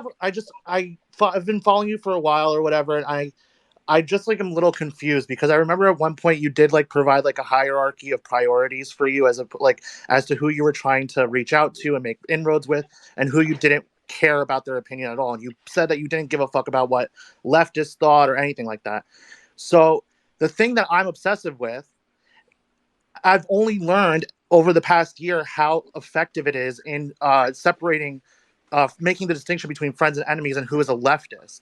Because we all know here what a man and a woman are. The only people who will lie and pretend as though they don't are people who are doing so as a pledge of fealty to the left. So earlier in this space, you were kind of using the terms of these people and kind of engaging on their rhetorical like playing field, and I just want. Basil, listen, I don't know if you ever talk shit about me. I really don't want to roast you, but why are you so obsessed with that one topic? Because I see the utility in it of distinguishing between friends and enemies. The only people who will lie. No, that's the thing. Is I don't. I really don't. I think it's pathological to focus on that. And hold on, but before we go any farther, I would like to make one personal request. I really like Basil. I really like Haas. Let's try to keep things respectful. I don't know Basil that well. I don't know Basil that well. But listen, I don't know him that well. But that's just a specific topic. I don't like really give a fuck about. That's just the truth. Right, and but my point is that it's not about the topic itself. It's about the litmus test. The people who are but that's not true. But that litmus test isn't true because there are people from that community or whatever you want to call it that have been very supportive of me and have been very supportive of infrared and that cause. So that's not a useful litmus test to me. Well, my response to that would be is that you've been hamstrung in many respects based on the platforms that you've been on in how you can. That's not true. No, that's not true. I've always had my perspective on this, and to be honest, it's not really something I dwell on or think about all that much. But I am one of those people who's like, yeah, the neo pronouns are cringe.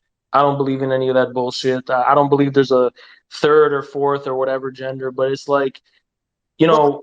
When it comes to like, how people are presenting themselves, I just like, why would you make a big deal out of? I don't care how individuals present themselves.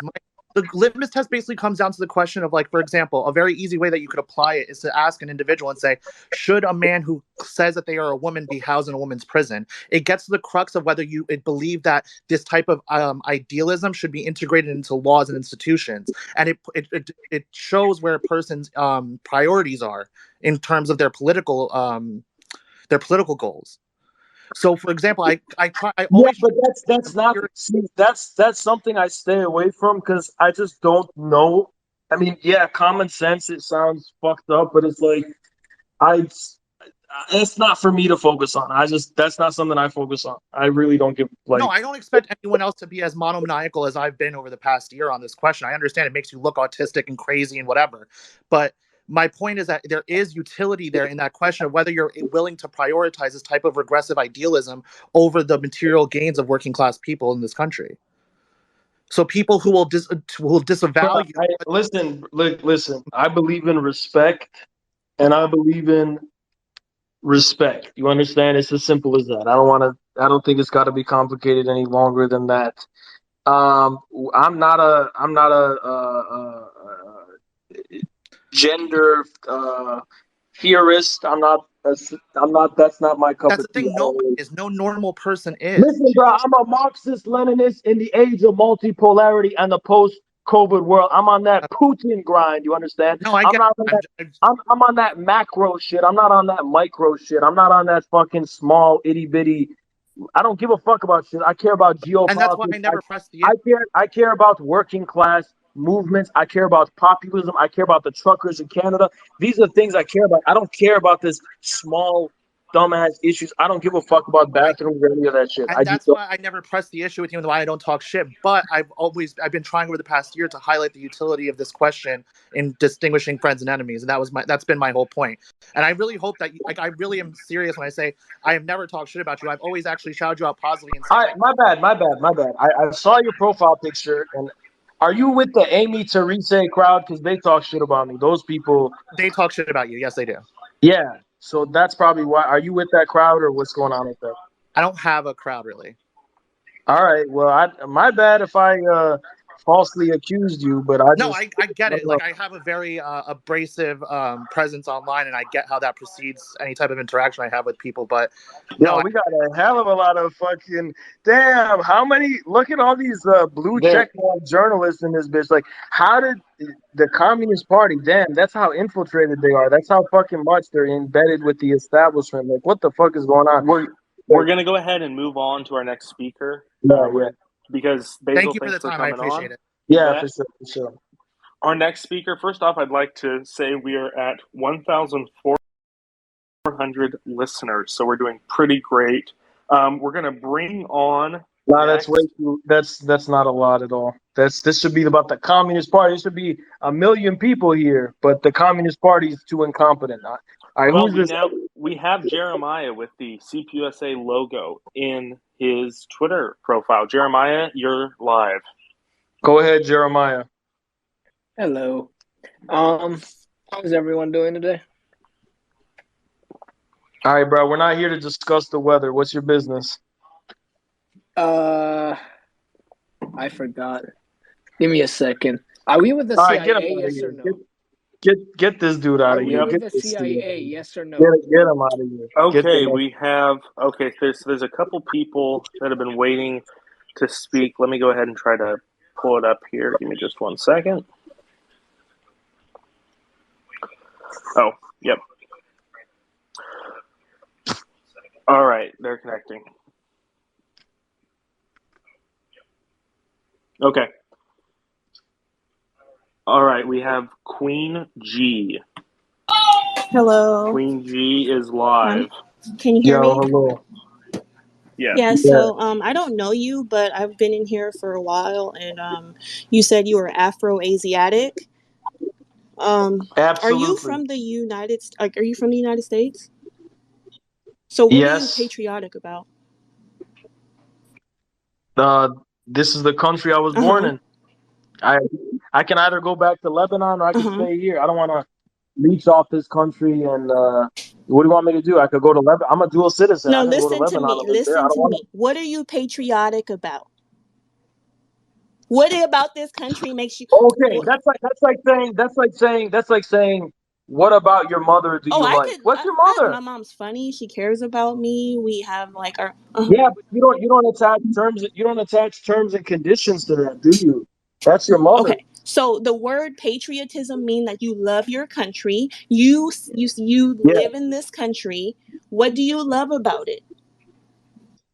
This is the country that feeds me, that I live off of. This is the country whose people build the shit I live inside. And at what cost? This is my At what country. cost? But all the costs. So all why do you love it? We're responsible for all of it. That's why we want to take responsibility. That's what patriotism means. That's not what it means.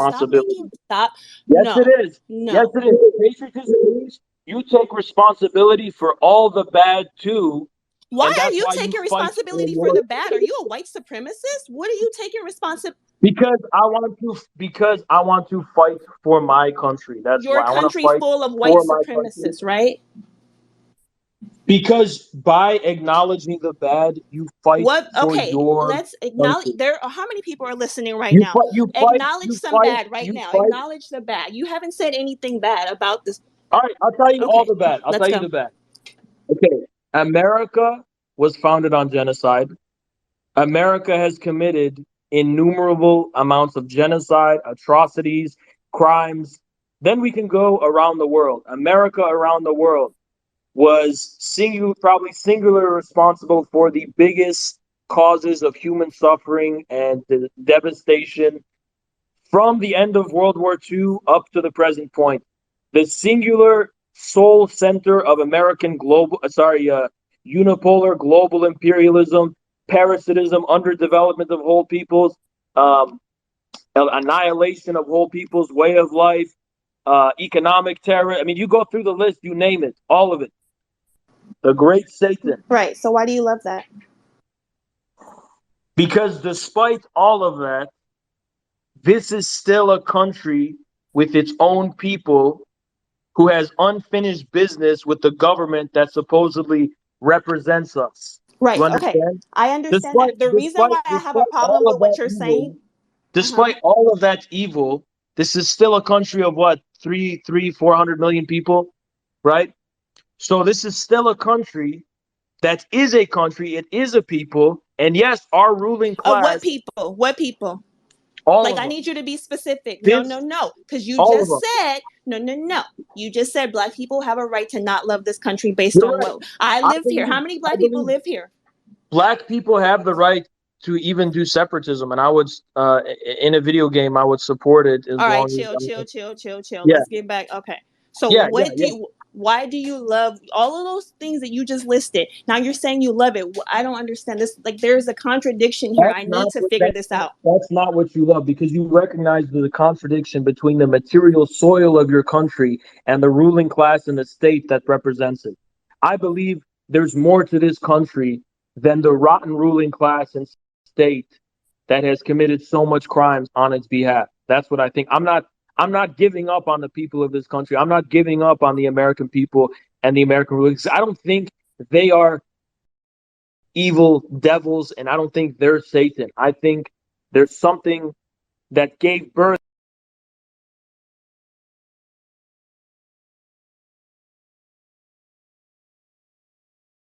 What?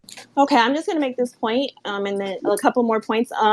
You are separating the country from the people, and that's why that's why what you're saying is not really making sense. No, the people of this country committed genocide, and they're still doing it. I'm separating the country from the ruling class. Okay, another point, because we're just going to keep continuing on, and I don't have the time for that. One more thing. What would Mao say about you defiling yourself to call other people that you do not know fat and crazy and insane and a prostitute? What do you think Mao would say about that? And you can knock me down now. Have a good day. I didn't call nobody a prostitute, first of all. I did call somebody fat, and are you going to deny it? Because he is fat. I think Mao says tell the truth. So that Maoist has since left. Seek truth from facts, and that Dallas guy is a fat fuck. Okay, seek truth from facts. That's what I believe in. We have Dino, who's going to be added in as a speaker. Dino, you are on. We'll give about 5 minutes, then try to move to another speaker if it gets dry. Go ahead, Dino. Yo, Dino, you are live. What's up, Haas? Infrared Rising. You know, I just want to shit on CPUSA, because I hate CPUSA. I see the members in here that be harassing me and shit when I shit on them. But yeah, CPUSA, it's a revisionist party. Always has been. Well, not always has been, but in modern terms, it has been. Joe Sims, the national co-chair, a revisionist. And the pacifism of the CPUSA is what's killing the party and the working class movement. And they serve the bourgeoisie. Just say. The only reason we have that CPUSA 2036 is we want to reclaim our party. Want to reclaim that party from the revisionists. We want to storm the headquarters, and we want a proletarian cultural revolution. Mm-hmm. But Reconstitute the party. Absolutely, yeah. But we don't. I don't agree with the Maoists, but I agree with Mao and Mao Zedong thoughts. That's interesting. So there you go. All right. We're going to go ahead and move on. We have Dylan, one of CPI's very own members, who is next up on the chopping block, who was at our conference in Austin. Dylan is currently connecting. Give him just a second here. Hey guys. Dylan, you're live. Yes, sir. Yes, sir. How's it going, Keaton? How's it going, Haas? I just wanted to say that to truly, I think, understand this whole patriotism issue.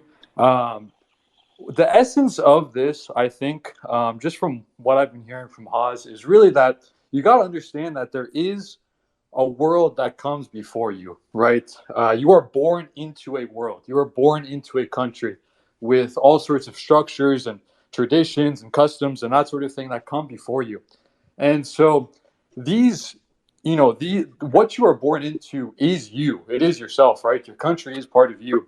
And so to even have an understanding of yourself personally, you also have to have like a deep connection to your soil, to your roots, to your basis, to your being, right? And you have to have a deep love and, like I said, a primary connection to that. I agree. Absolutely. Dylan, I want to thank you for coming on. We're going to try to keep this moving because we got a lot of speakers and it's getting late. Thanks for coming on, man. Take care now. Okay, next up we have Haas. Do you have any specific people you want to have on, or do you want me to just Let's go through bring the list? focus on the hostility because we got a lot of beef to squash. You know what I mean? We can't just be having friendly conversations and shit. So we gotta deal with the beef. Okay, so this person we're bringing on has, I think, shit talked both of us. Haas. We are Zolo Lacan. Nah, what the hell is this, man? No. Okay, I don't shit talk either of you. I'm actually a huge fan, both of you guys. I'm pretty sure you're banned from the. Yes, I am, because I refuse to compromise on my values of having an anime profile picture. That's exactly the fucking point. So that's the thing. What are you here this to is a disagreement we have, and that's okay. We don't have to agree on we can't be having that anime profile picture shit in our Discord. I'm sorry. No, it's not the profile picture. How old are you? I am 29. You're 29 years old, and you got 29 years old. You got a cartoon picture of bro. That's creepy. Come on, what are you doing? I've had this for years, and I ran a YouTube Marxist anime channel. That's weird. I don't fuck with that. That's weird. That is weird, but it is my reality. All right, do you want me to bring someone else on? We gotta move on because we're not dealing with this issue tonight. Okay, let's see someone who. Oh, this person's been hostile. Let's add this individual as it's called. Okay. Hi. This isn't. I don't actually want to directly speak to Haz. I can't lie, because people have said too much. This is actually to Keaton. I can't lie, because I've been waiting to speak to you for a minute. I have a question. How can you spread transphobia and homophobia while literally looking like a fucking twink? Like, it literally doesn't make sense to me how you guys spread all this shit. Well, you guys are pathetic little American patriots. You guys are. Has you need to shut up. Wait, bro. Maybe we should listen to the Beatles on Tuesday. I know our food still tastes like we're living through the war. white war's and been over American. for I almost don't 100 even have to years. insult We're you. Like, sitting that's on here all you still need to eating shit hear. and listening to the That's Beatles all. and you know, You're all the white other American, brother. British Shut up. I heroes. don't You give know, we a don't have any fuck. food I don't whatsoever. care. You But are a I'm English. pathetic I'm an piece of English. shit. You look like a twink. You look like a twink. And this is.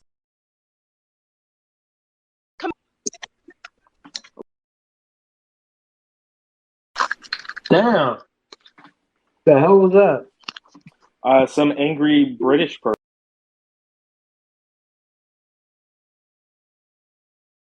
Right. Is a union and community organizer, writer, filmmaker, write on women and imperialism. I think people can do that. But anyways, hi everyone. I was actually in union negotiations the whole time, so I missed a lot of this conversation. First thing I want to say though is that to that Basil person, for someone who is so obsessed with transsexuals, you have probably one of the weakest voices I've ever heard on a man who claims to care so much about traditional definitions of sex and male and female, and that just comes off as like fucking weird to me. And I think or maybe deepen your voice. If you need lessons, I could help you with that.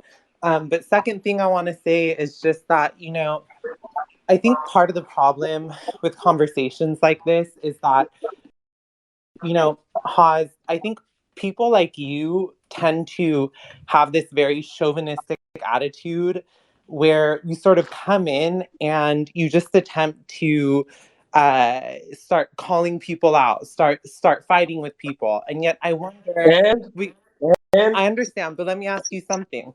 What if you actually took that energy and put it into organizing people? And how much of what you scream out into the void do you actually confirm with people, like on the ground? And I just all right. Wait. Hold on. For clarity, are you the same person who's gone on CNN multiple times? Multiple times. Do you think I've been on CNN multiple times? Have you appeared on CNN? Yes, I have. Or no? Okay, that's right. And all right. Well, tell Anderson Cooper to debate me. But anyway, what do you mean organized? What are you talking about organized? What do you mean by that? And I actually am not even trying to direct most of my stuff to you, because to be honest, I used to like your videos where you would just yell at people. But I stopped fucking with you when you said that the Filipino communists were funded by the US, because I think that you were just throwing slander. They are. No, they're not. There's absolutely no evidence by that. But anyways, I didn't really want to come on here to speak to you directly, but just to everyone else in this space, just to say that like all this shit on Twitter is pretty unimportant, and your energy would be much better spent on the ground, actually organizing people into struggle, organizing people into struggle. Because all this let's is just organize, screaming into the ether. Let's organize some limbo, the how low can you go type of shit. You know what I mean? What do you mean on the ground? People keep saying that shit on the ground, but there's never any tangibles. There's never any results. Well, Haz, if you'll get off your computer and stop streaming, maybe you'll know what the ground is like, dear. Like the Pentagon. No, you just talk. Listen, you just talk about that Protestant pain. You worship pain and suffering for no reason. Wait, no. Let me give you an example. You worship sweating for no reason. Guess what? I sweat every day doing more work than you at the gym. So who gives a fuck about that, right? I'm probably bent more than you, so I would probably have you take that Listen, back. what matters? So hold on. Let me explain what I'm saying. So for example, when we talk about patriotic socialism, a lot of times I hear arguments in favor of patriotic. Okay, it don't matter how much it don't matter how much work you do. Yeah, listen, you can get to that after. It don't matter how much work you do, okay, if you're not getting the results. Okay, you can work as hard as you want on the ground and all this shit. The result is what matters. Let me tell you another thing. The Pentagon, they all say the most important war is what? The information war. Okay, it's the most important thing. Media was the foundation of the Bolshevik Party. Media is the foundation of every major communist party in history. Media is what fucking matters. Are you afraid that you can't respond? Okay, now you can talk. Go ahead. Okay, so what I want to say is this regarding your first point. That's kind of what I'm saying. A lot of times when people argue for patriotic socialism, what I hear is that they argue that that's how we organize the masses, and yet the people that are preaching this line are not actually organizing. If your political line is correct, then go out and prove it through organizing. No, I'll respond to this. I'll respond to this point. Okay. First of all, you don't actually begin with organization. It's never how it's worked in history. You begin with media and you begin with attracting attention. That is absolutely.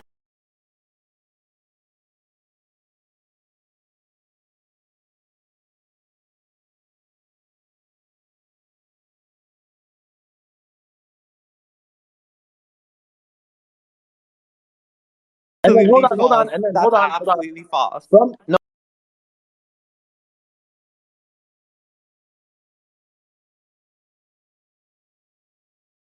That's not what I do. But anyways, so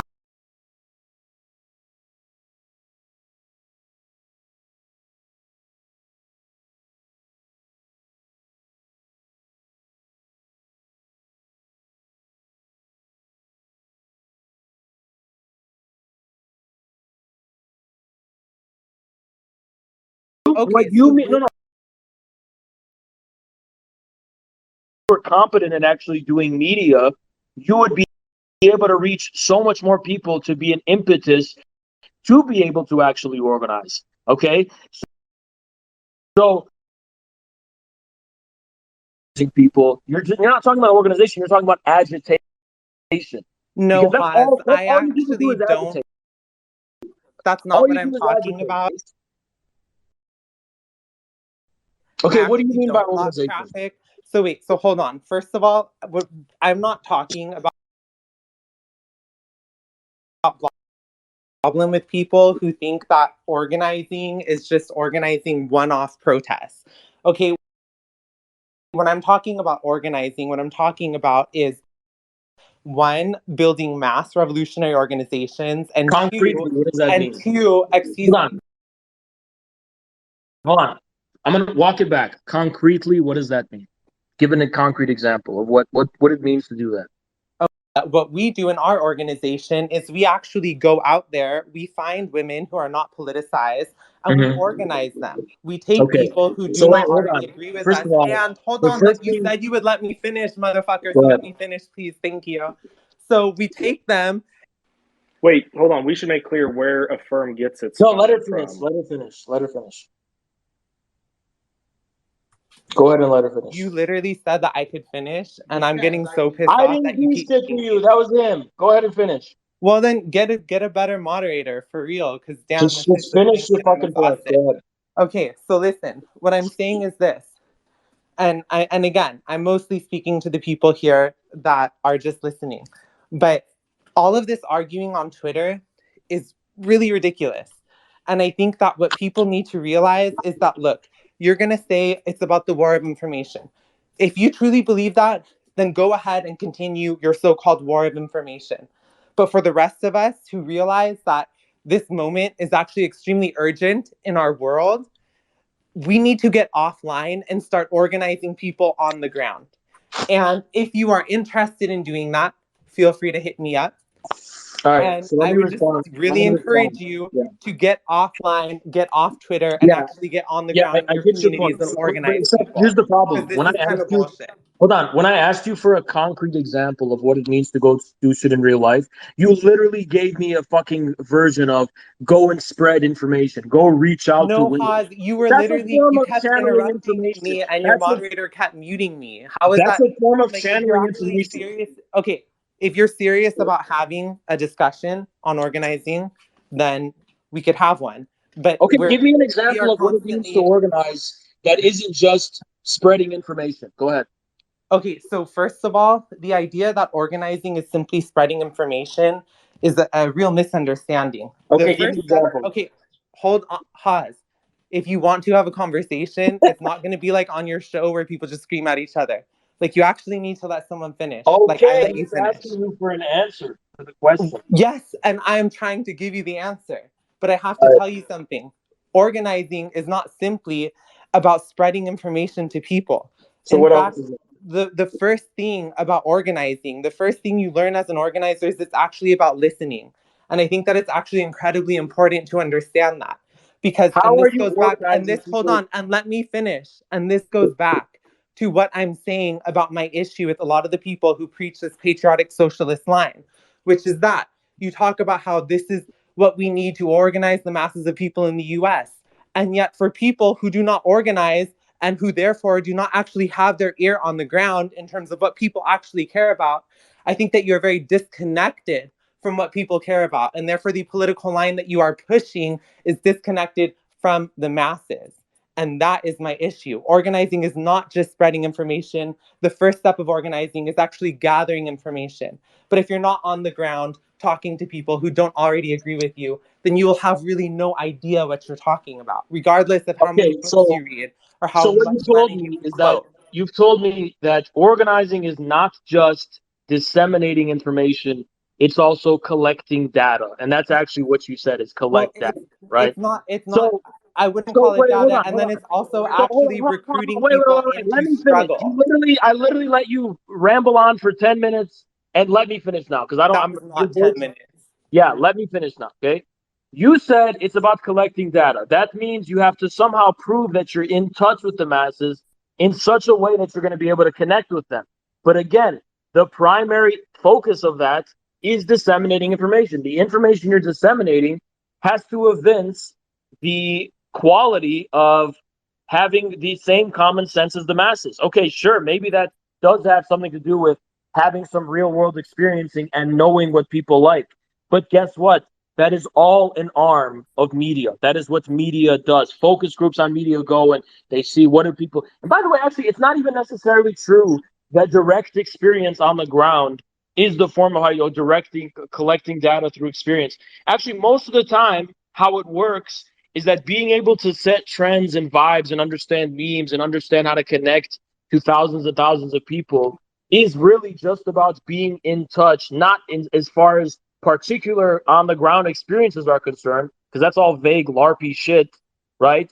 But with more holistic understandings of what is going on in world history, what is going on with the new era, what's the new trend, what's the new vibe, what's the new era, in a more universal sense than just fucking, running around on the street doing Chaz or whatever the fuck you're Wait, talking about. pause. Number one, I'm not an anarchist, and so don't compare me to Chaz. I'm actually a union organizer. And number two, you're telling me that on the ground organizing is LARPy, but you're talking about vibes and memes. I would really encourage you to think twice about that. Yeah, because I'm not the Like one. vibes and memes, really? Listen, I asked you for an example of what does organization mean concretely, and all you said is going to women and listening to them and then reaching No, out that to them. okay. Look, So what does it mean? if you're being honest and not disingenuous, you know that's not the whole of what I'm saying. Okay, so give me a concrete example of organization. I'm a guy who yells in the camera, and then you're saying I should actually go outside and talk to someone. So should I just yell at someone, two people in person, or should I yell at 1,000 people every night? Let me ask you something. If you're not actually building up revolutionary organization, then what are you doing beyond building up your own Marx, brand? Engels, and Lennon. If you're not building a Listen. revolutionary organization, what are you doing beyond Sure. building your Okay. own So brand you just and said a following? specific. You just said a sentence. Building revolutionary organization. Marx, Engels, Lenin, Stalin, Mao. They all call this phase mongering. You're saying something devoid of substance. What does that mean concretely? Building a What I'm revolutionary. asking you We is if all want to you are listen. not building an Escalante. We organization, all want to what are build. you building besides your own brand? Can you We tell all me? want to build a quote unquote revolutionary organization.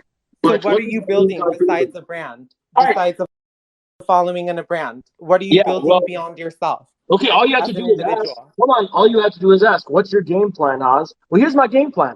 I have told my followers to flood the CPUSA and reform the CPUSA and turn it into a good organization. Because right now the CPUSA denounced me, so I can't join it and go fix it up. So they have to go join, conceal their views, so they can get in a position of power to open the gates, and then we'll go from there with the C. I believe in the CPUSA. That's what I believe in. I don't believe in creating any new organization from scratch.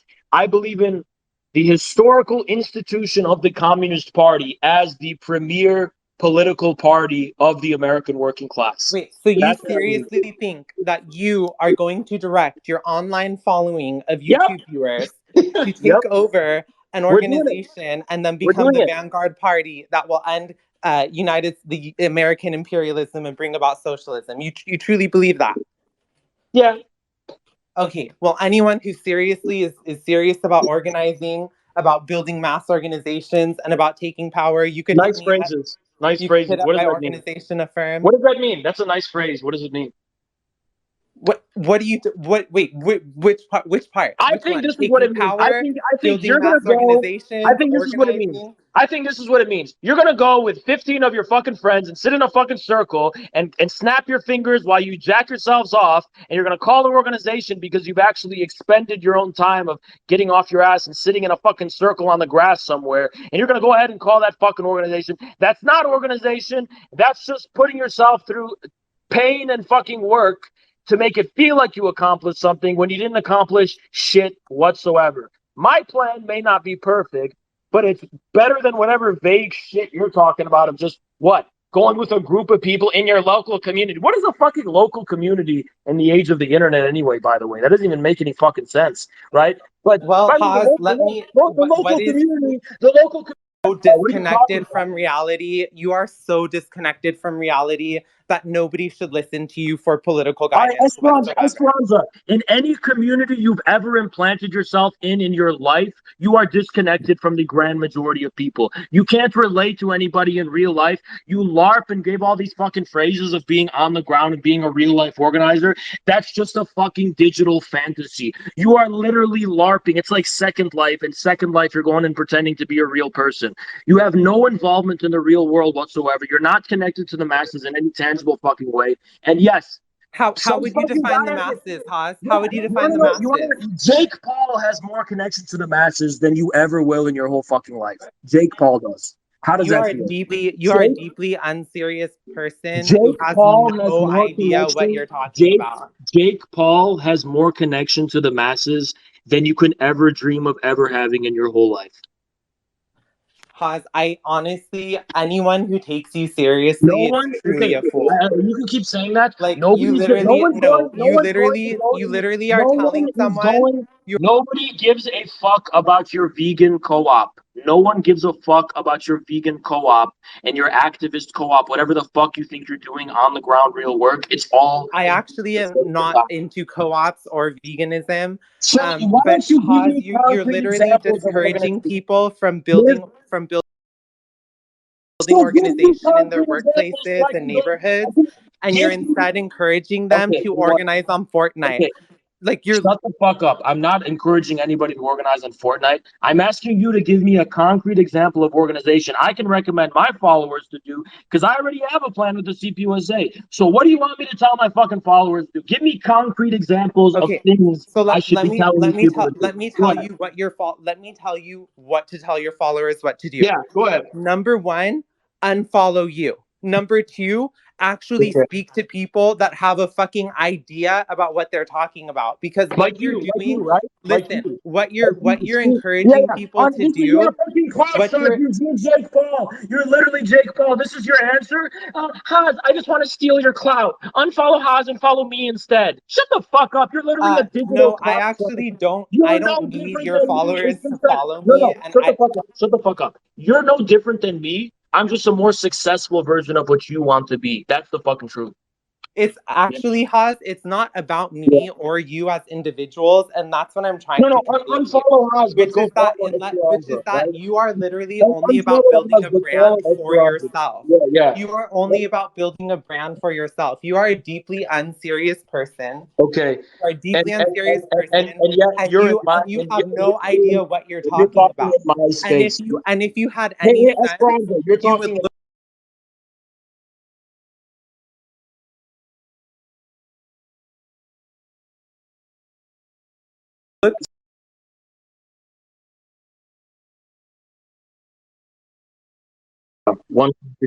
There's a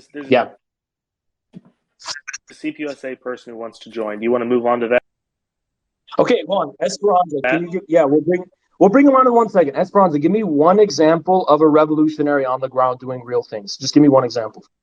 Go ahead. What I was saying earlier while you were screaming is that what I think is another big problem with people like you and other people in the US is that you completely ignore. Can you stop laughing while I'm talking? I asked you for an example, and now you're talking about the problem with Haas. Can you give me an example? If you actually, this is just how I talk, which is that I'm setting up what I'm about to say. You like to waste time. Anyone with So you're patience will actually listen. So okay, I'm listening. Number one. Number two, here's what I'm trying to say. This is a big problem with those of us in the United States, which is that you say, give me an example of a revolutionary organization. Okay, well, there's actually currently communist revolutions going on in different places, including in the Philippines, including in India. And yet you all completely ignore them or dismiss them. You want to talk about what it looks like to organize a revolution. So, two things, okay? First of all, even if I believe that the so-called communist revolution in the Philippines wasn't funded by America and didn't serve the interests of American imperialism, even if I supported those people, right? What the fuck does that have to do with the mostly American audience that I'm talking to in America? What do you want to? You're saying I should tell my people to join the Philippines and go to the Philippines? I'll answer your question. Can I answer your question? Can I answer your question? Protracted People's War in Cleveland, Ohio. Can I answer your question?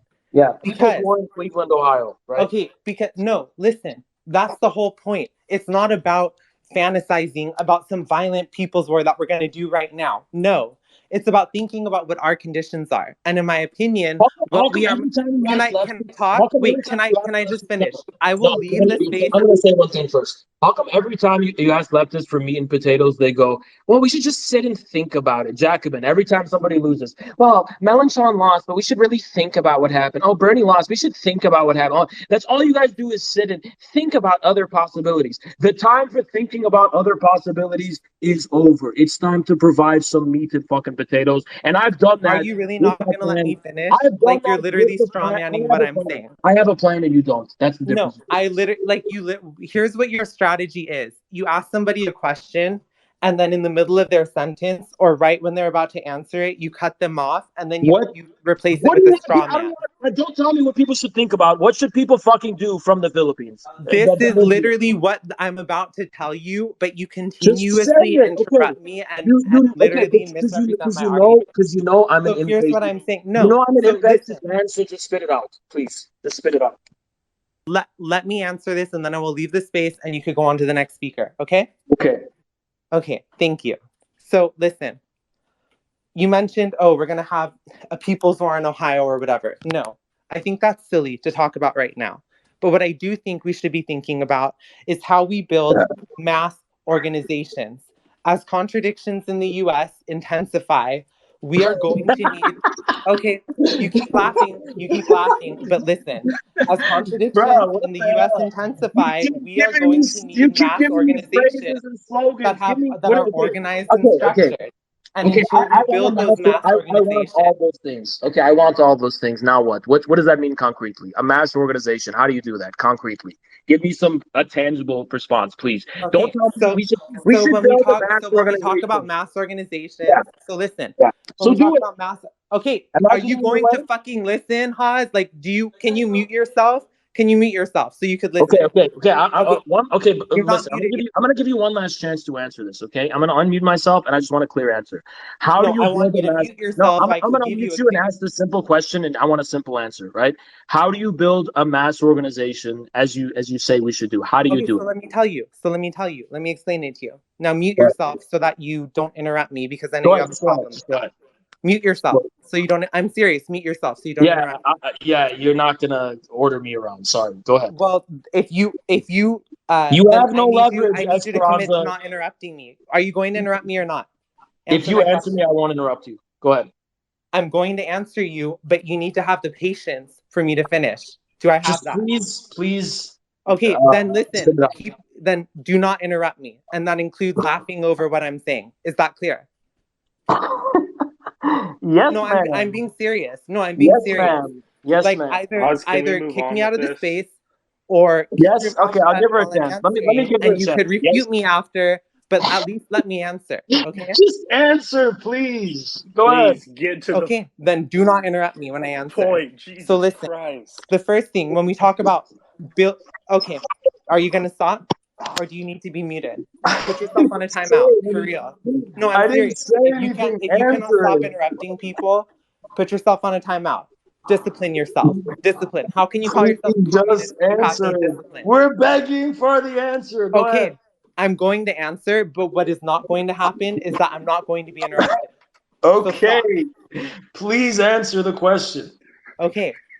When we talk about building mass organizations, the first thing we have to think about is, what are the masses? Well, they're not just a random group of people. Masses are separated into different sectors in society. So you have different sectors, whether it's different kinds of workers, students, tenants, different classes in society, etc. So organizations have to be built around those different sectors. For example, my organization is built around organizing women. There's other organizations built around organizing students, etc. We have to actually go and speak to people who are unpoliticized, people who do not agree with us. And we have to listen to them, hear what their issues are, and organize them into struggle around campaigns that they care about, but ultimately using that to educate them politically and bring them into a structured organization where they actually become members and turn into activists. We have to build those kinds of organizations. That is extremely important. When too many people think, oh, it's only about building a party. No, it's also about building mass organizations that become a united front. And so anyone who's interested in that, interested in organizing, feel free to hit me up. Pause. I hope you have a good night. Wait, so I'm not going to be able to answer to your non-response of a question? That was a response, and yeah. That was not a response. Okay, so first of all, to I'm going to briefly talk about why that's not a fucking response. Okay, I asked you tangibly what to do, and you just gave me some vague bullshit about, oh, we want to go organize people based on identity. That's not more specific. I said, you want to go organize people. How do you do that? Well, we go organize women. That's just as much of a non-answer as organize people, because the point is, how do you do it? Are you literally talking about going knocking on doors in your neighborhood? Like, what are you talking about tangibly? And finally, even if we took your fucking strategy at face value, no, that is not how you build a fucking mass movement, because that's how you build a closed movement that doesn't have that kind of mass aspect of, like, some people are somewhat sympathetic, some people are somewhat. That's how you, like, slowly try and get attention from people, then slowly initiate them into an organization. Sure, that's not what a mass organization means. A mass organization isn't just like a bunch of people who have committed to some organization. A mass organization is an organization that's able to kind of direct masses, some of whom are not really spending a lot of their time thinking about you or focusing on your organization, into certain directions. That's what a mass organization means. You fail to actually address how you fucking do that. What you gave me is a very personalized and intensive way of recruiting specific members for an organization. Sure, that doesn't lead to the mass part of the organization. That's just organization. And by the way, what are you even organizing at that point? You're just getting more people to join your organization? Yeah, more numbers isn't what makes it a mass organization. What makes it a mass organization is its ability to relate to the masses without having to initiate them into a full-time job of being fucking activists. Anyway, bring on that CPUSA motherfucker. Yep, Go ahead. CP already on it. We have Alexa from CPUSA. Alexa, you're live. All right. Hi. So I just wanted to start off by saying that I don't know who Haz is. I just came across this on my timeline. But I'm super glad that you're confined to these online spaces, because it means that you get to be confined in your egoism, in your toxic masculinity, in your chauvinism, and this is but we're in your exactly where party, you so belong. And no, let me finish speaking, because I'm still speaking. All the people who have called your bullshit out are all women of fucking color. Have you fucking noticed that all the people that have fucking called you out on your bullshit are women of color? I'm an Afro-Asiatic male. I'm an Afro-Asiatic male. I don't give a fuck. I'm an Afro-Asiatic male, and I'm not appreciating that disrespect. I don't give a fuck. And don't mute me. If you're gonna put me on, then let me speak. If you're what chapter are you in? Then let me speak. Well, what chapter are you in? I'm not in CPUSA. It's just that you guys want drama. You guys want aggression. So the only way you're gonna get but like my people are someone you can in Okay, most chapters. this person's not Yeah, hold up, CPUSA. hold We up, have someone hold who up. actually is. You said, I'm glad you're confined to online. Well, my people are in most of y'all's chapters, so it looks like I'm not confined only to the fucking internet. By the way, motherfucker, what does that even mean, confined to the? What do you want me to do? You want me to literally be in your physical presence like an omnipotent fucking god? Like, do you think? I mean, I'm not comparing myself to them because I'm nowhere at that level, but like, do you think like a major communist leader was literally physically present? I've ever heard. That's like saying Lennon is confined to a pen and paper. That's just stupid, right? Yeah, I'm gonna be confined to the fucking form of media I use to communicate with people. By the way, I'm not a fucking communist leader. I'm just some fucking guy who yells on the fucking internet, right? But this is a stupid point to bring up anyway, right? Anyway, bring on. Who's the next person we got? We have Armani, who is, I believe, a CPUSA member. Armani, you are live.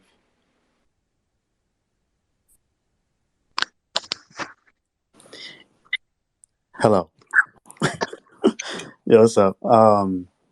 Yeah, so I don't know who Haas is or the host. I just wanted to see like where you guys are coming from in regards to organizing and getting communism in America, like making this country a communist country. So I just want to see what you guys are thinking of before we can have a conversation. I just came into this space. Okay, bro, if you come into this space and you don't even know what you're talking about, like we got 1,000 people waiting. Like, what do you mean? You know, this is an interview?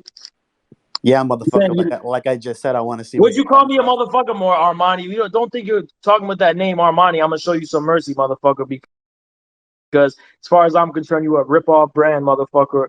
Calling me a motherfucker. What are you talking about, Armani? You said you don't know who Haas is. You come in Haas's space and what? Just to get attention, bitch. You better offer something better than that.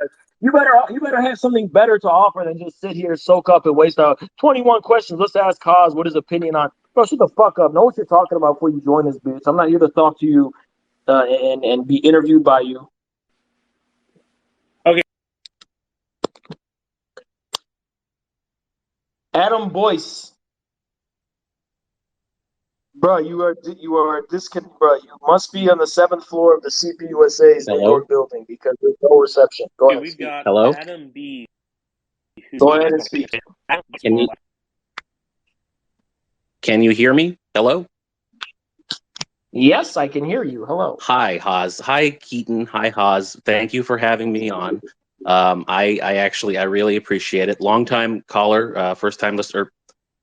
I got that backwards. So thank you for having me on. Before I launch into what I wanted to say, because I really appreciate a lot of what you're putting out there tonight.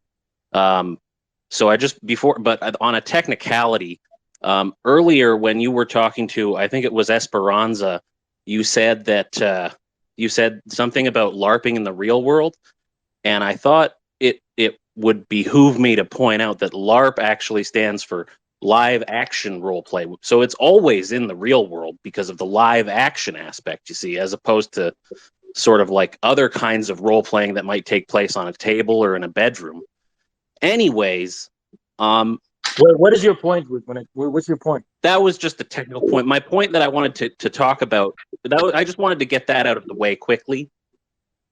And if I could just have a moment, I need to give a little background information because the things you're saying, I think, make a lot of sense. And in the context of the modern proletariat, in the context of the modern proletariat, which actually encompasses multitudes of people and the masses, right? So a little while ago, my friend threw a party. It was at a club, and I went to this nightclub, which was awkward because I don't go to nightclubs very often. But anyways, there were strippers, and I was very surprised that he had hired strippers. But I had recognized one of them as a girl I went to school with when I was younger, and so I said, to her, I took her aside and I said to her, like, "Wow, how you're a stripper now? You're dancing in the club for cash?" Bro, you gotta go somewhere with this because I'm going somewhere. This is about the situation of the workers, the material conditions. All right, bro, because you're talking about doing some crazy parties and shit. I don't know if this is. Yeah, I removed the person. That was obnoxious. Let's see if we can get some Communist Party people. in here. Damn, is anybody here from the actual motherfucking CPUSA? You got a dude come in here and say, "Wow, I was talking to some strippers the other day, bro. What are you talking about?"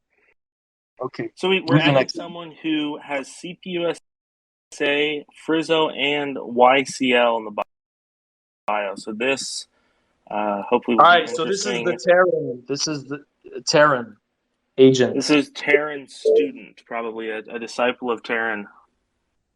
All right, yo, reporting live from Langley. Go ahead, Langley base. What do we got going on? Go ahead and unmute your microphone. Mark, speak, please. Hi. What were you even talking about when you said drama? I was talking about the Louisiana chapter going on a little bit of a tangent, talking about some crazy shit about CPI. First of all, you guys gotta understand, CPI's got nothing to do with this shit. I'm not even in CPI, right? They don't even agree with this plan. I mean, they're not interested in it, right? Caleb's not interested in it either, you know?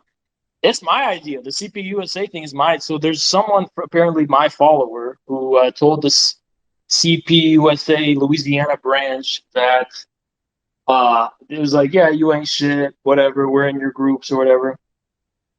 And they were like, Haas told them to collect information to blackmail them so he could steal their New York properties or some shit like that. Completely full of shit. And I was just talking about how, why are these motherfucking people still talking about me and my followers? Because they have nothing else. They got nothing fresh going for them. They have no vision. They have no direction. And they just have to spend their time bitching about Haas. That's basically what's going on. Okay. You've made your point. Why does it matter? Why does what matter? This drama. Because I believe in the CPUSA as a party, and that drama does concern me because I believe in the vision of CPUSA 2036. By 2036, CPUSA becomes a mass organization of I know your fucking plan, whatever. Yeah, mass organization of millions of people by 2036. That's the goal. CPUSA 2036. Okay. I kind of want to relay back to a point that Esperanza brought up. How do you plan on implementing this?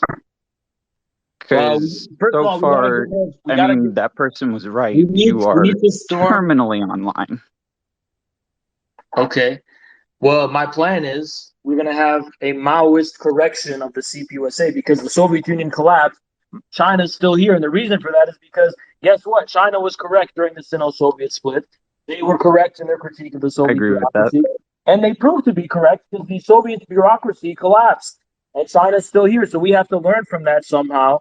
And the CPUSA needs to be updated to those facts. It's still a vestigial organization, not only from the Soviet aligned Communist Party, but even worse, the Gorbachev libshits who restructured the party and whatever in the 80s. Well, and then he didn't restructure the party. Worse. He had utter contempt for the party. He was a social democrat. He didn't want it to exist. You're talking about Sam Webb? Who are you talking about? Gorbachev. Didn't you just bring up Gorbachev?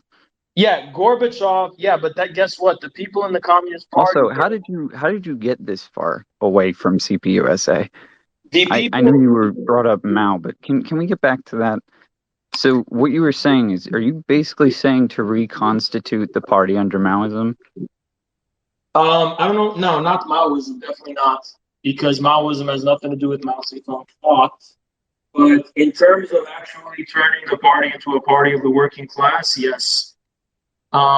Reconstitute, I don't know to what extent the formal protocols of the organization have to be updated, as much as there needs to be a kind of cultural revolution within the party. You know, storm the headquarters and all that. Okay. Storm the headquarters? Yep. Okay. That's exactly it. The party is out of touch of the American working class, and it needs to become a party, the premier party. I mean, I don't disagree with you. There is serious problems with routerist revisionism.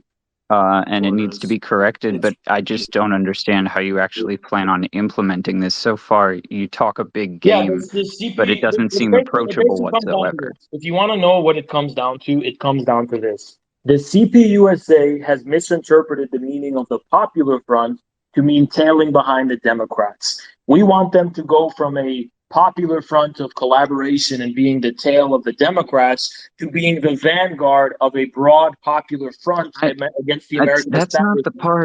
That's not the part that confuses me, buddy. It's I don't know who the fuck you are, buddy, so don't tell me about what your confusions are or not. You're asking me what my position is, and I'm blaming Bro, you need to stop being so mean to people when they want to talk to you. Anyone has a mild criticism of your attitude. Don't be stepping on my attitude, motherfucker. I keep it real, and I'm not one of those fake snakes y'all have on the left. Oh, I'm friendly with you, and then you backstab each other behind the scenes. I'm upfront and real with you. Right here it is and how it is. So there you go. So go ahead, say your piece. There's being real, and then there's just being nasty. Like there is a threshold, and I believe you have it, and I just don't understand why you don't consistently use it. I don't give a fuck. You critiquing my personality, that's fine. What are you gonna do? What are we gonna do? Fuck, whatever. Anyway. Hold on, we've got someone way more important here listening. Go ahead, bring him on.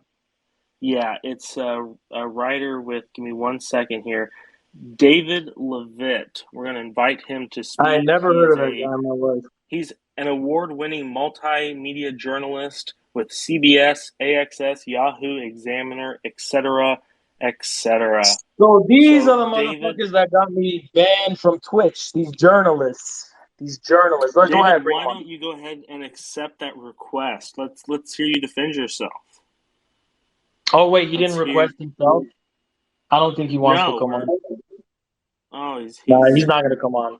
These journalists, all they do is just kind of speculate behind the scenes, and they just snake you while nobody's looking. They're kind of like rats, you know what I mean? These journalists, they're kind of like rodents. They scurry around and they just collect and gather information. Like, they would go collect information. They said, oh, Hans, in February 25th, he had a banner that said Vladimir Putin is good. Putin is good, bitch. I'm on that Putin energy 24/7. By the way, you don't have to be a little snake. You could talk to my chat and wanted to debate me about it, bitch. But anyway, bring on who's next? Who do we bring on next of importance? I'm trying to look through here. There's not many people that seem to. Oh, hold on.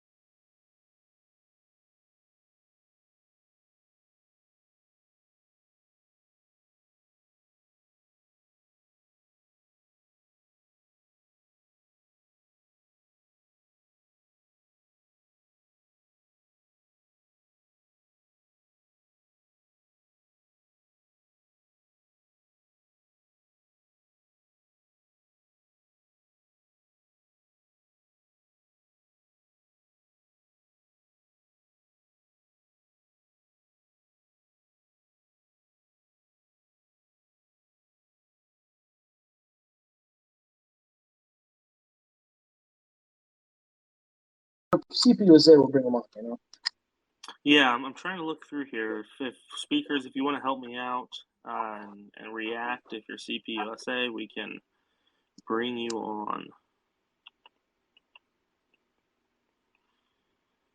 Yeah. Okay, let's see. Okay, looks like we have perhaps a CPUSA member by the name of Shiki. Let me set the Twitter name. Shiki is currently connecting. Once that happens, we'll go ahead and begin. You are live. Go ahead, unmute yourself. All right, we got this horse. Yeah, period. I'm a horse. I just wanted to because I'm kind of confused, because you guys keep making this point divorcing the ruling class of America from the workers and the people who actually went out and committed war crimes. I don't understand what the ideological value of that is when we still have people who are sex tourists going to Vietnam and Bangkok and raping women, and we have people in America who have killed black people and haven't been held accountable for that. Yeah, I think actually they call us American whatever, but I think you have a very American individualist perspective. So from an individualist perspective, the sin is just the individuals not being good enough. I think all of those things ultimately come from a problem at the collective social core and not necessarily dealing with it as an individual. I mean, yeah, obviously you should penalize people that do fucked up shit, sure, but where does the corruption come from? Does it come from their individual flaws, or does it come from an issue that is ultimately going to be social and more collective in nature? And as a Marxist, I don't really subscribe to that individualistic kind of view of things. So there you go. I mean, like, yeah, to an extent, most people are inundated with hatred, but like, I wouldn't say the average person who's taught to be racist is a Klan member who hangs people, or the average misogynist is somebody who rapes women and assaults. Yeah, but you got to ask, those excesses are more common than they otherwise would be if it was just one-off cases. So you have to ask, where does that corruption come from? And my view is that you can't address that corruption just at the individual I'm level. not saying You got to just go at the end of. to I understand that you're addressing the ruling class, but dividing yeah. that as if the I think ruling the class. ruling class's arrangement is the source of the corruption. That's really the source of most of the Right, corruption but we're dealing they're with. Like, for example, I'll give you a concrete example. You mentioned sex tourism in Thailand and elsewhere, right?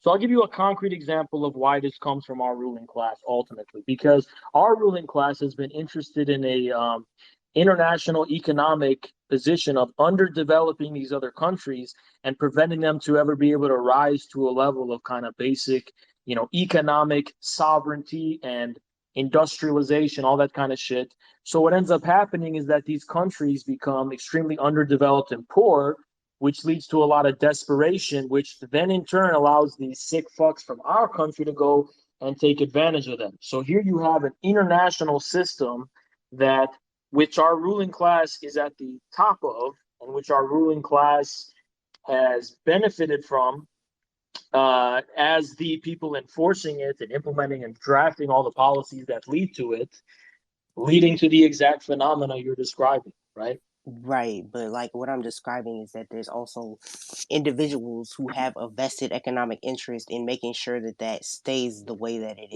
is. Like, all right, but I don't think those individuals are the majority. I think the majority of individuals are facing a lot of debt, facing a lot of uncertainty in their future. They're kind of being left behind by the ruling class, which isn't planning on taking them with them. And already, with this inflation, I mean, we're starting to become a culture of telling our people to get used to getting poorer and getting used to making all these sacrifices and shit, because ultimately the ruling class is planning on leaving the American people behind. And that's just the truth. So if the American people want a better deal, then they're going to have to abandon this ruling class. And the way you do that is part of that is a geopolitics based on international mutual win-win cooperation, which is actually the Chinese model. Not a zero-sum game, but win-win cooperation where we help other countries develop and they help us in certain ways, and we come to deals, just like China does. So that's the way forward. Okay, that is great. How do you want to move on to our next guest? Okay. Okay, next up, let's see. This isn't the actual libs of TikTok. No, it's not. Damn, it's the All right, fake libs of TikTok. Okay. Let's All right, add bring this on. person in. By the way, shout out Prism, free Prism, Elon Musk, free Prism. Yo, you hear me, bro? And by the way, Prism has returned. You can follow him at RTSG_Prism_. He has returned to Twitter, so go ahead and give our good friend Prism a follow. All right. I do not read or speak Arabic, but you guessed you are live. Yo, Haz, what do you consider an American? Huh? What do you consider an American? What does American mean? Somebody who's part of this country. But wouldn't you say that America is or to be American is a colonial identity?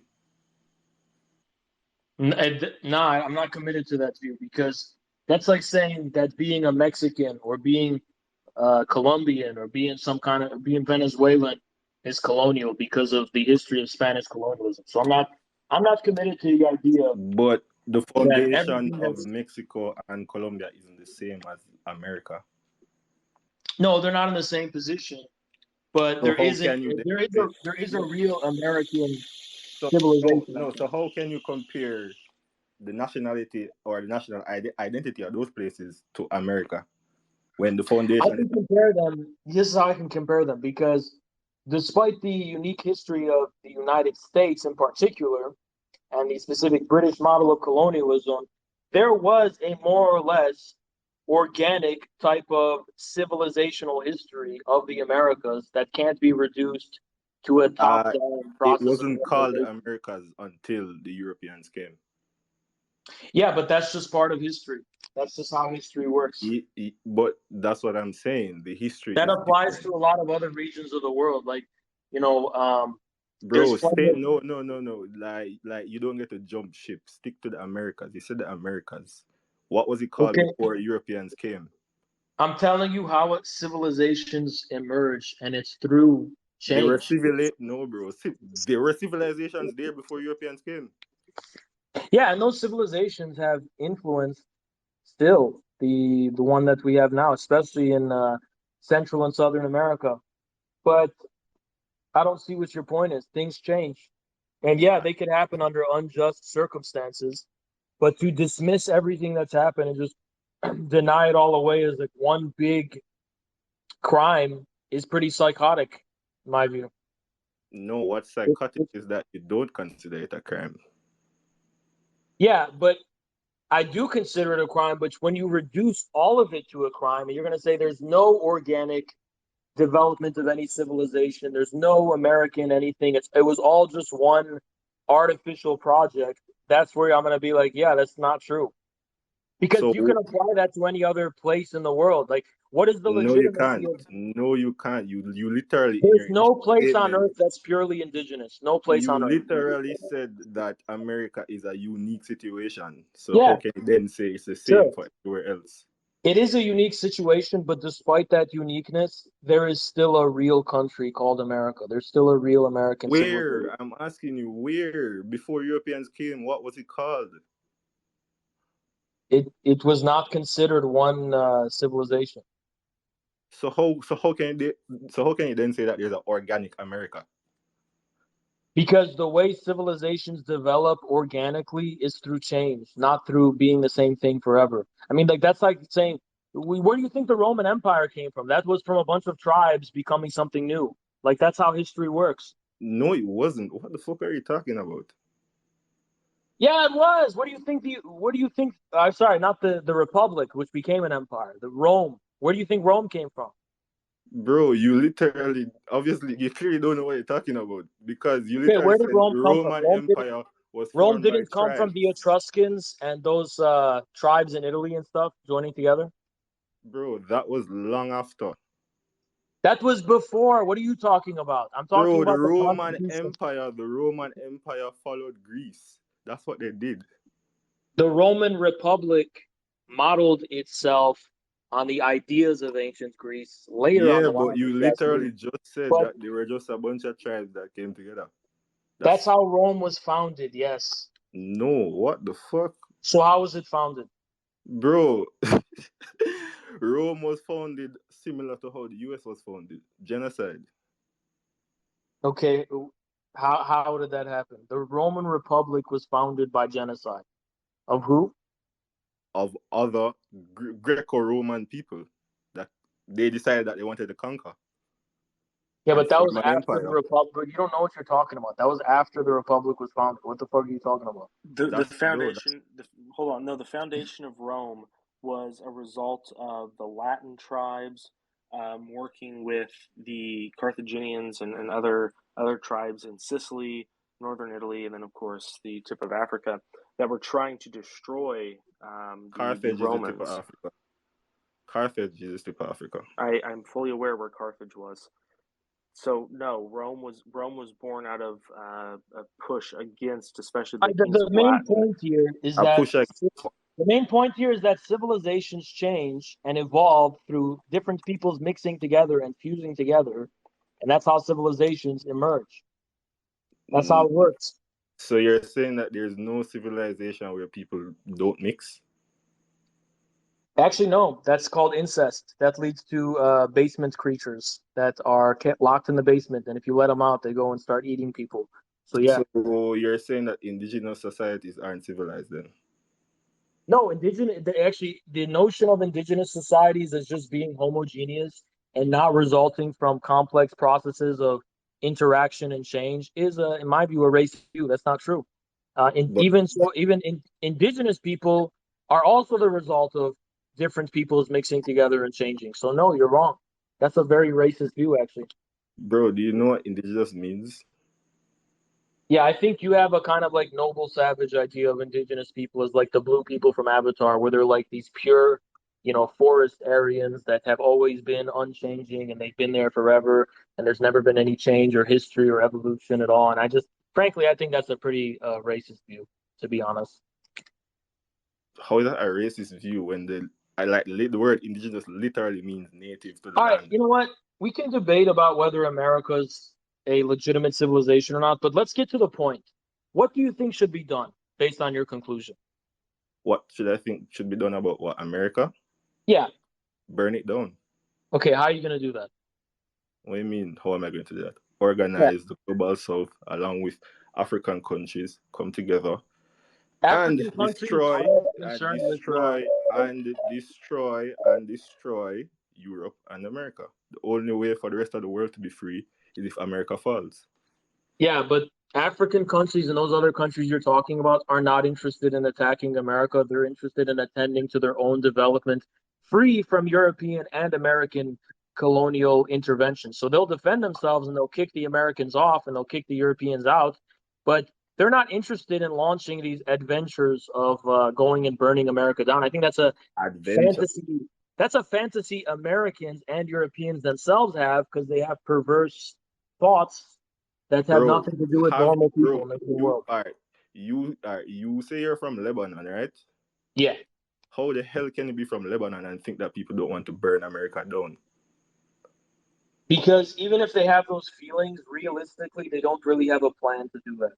What are you talking about? What about Hezbollah? What about the Palestinian Liberation Front?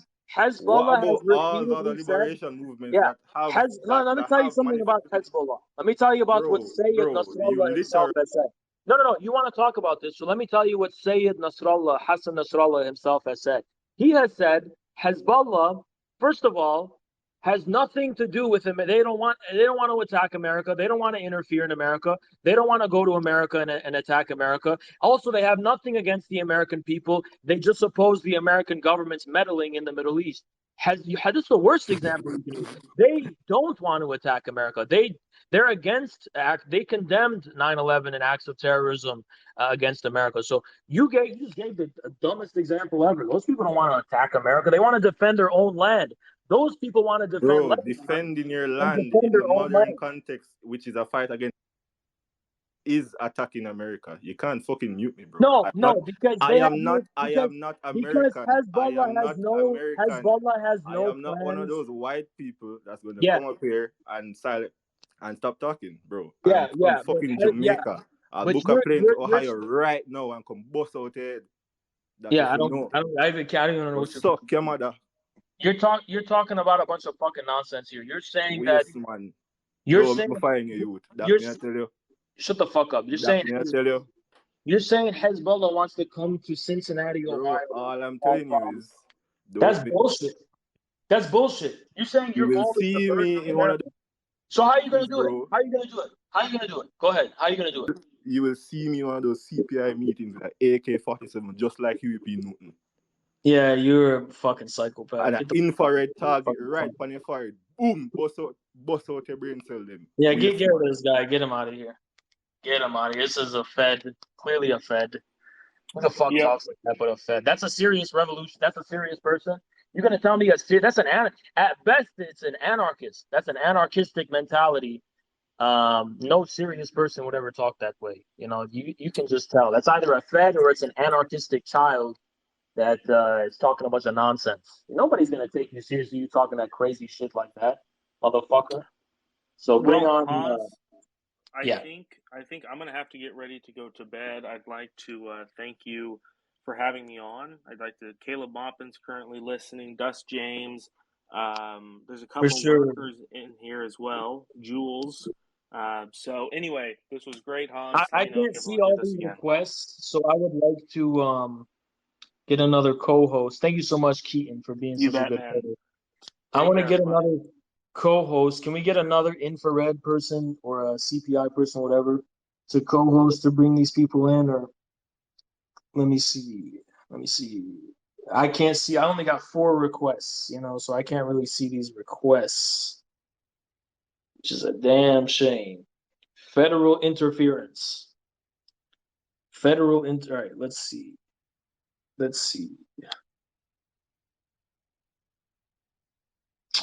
right, I'm just going to bring in the people that I can see requesting. So we got this Savo. We're going to add them as a speaker.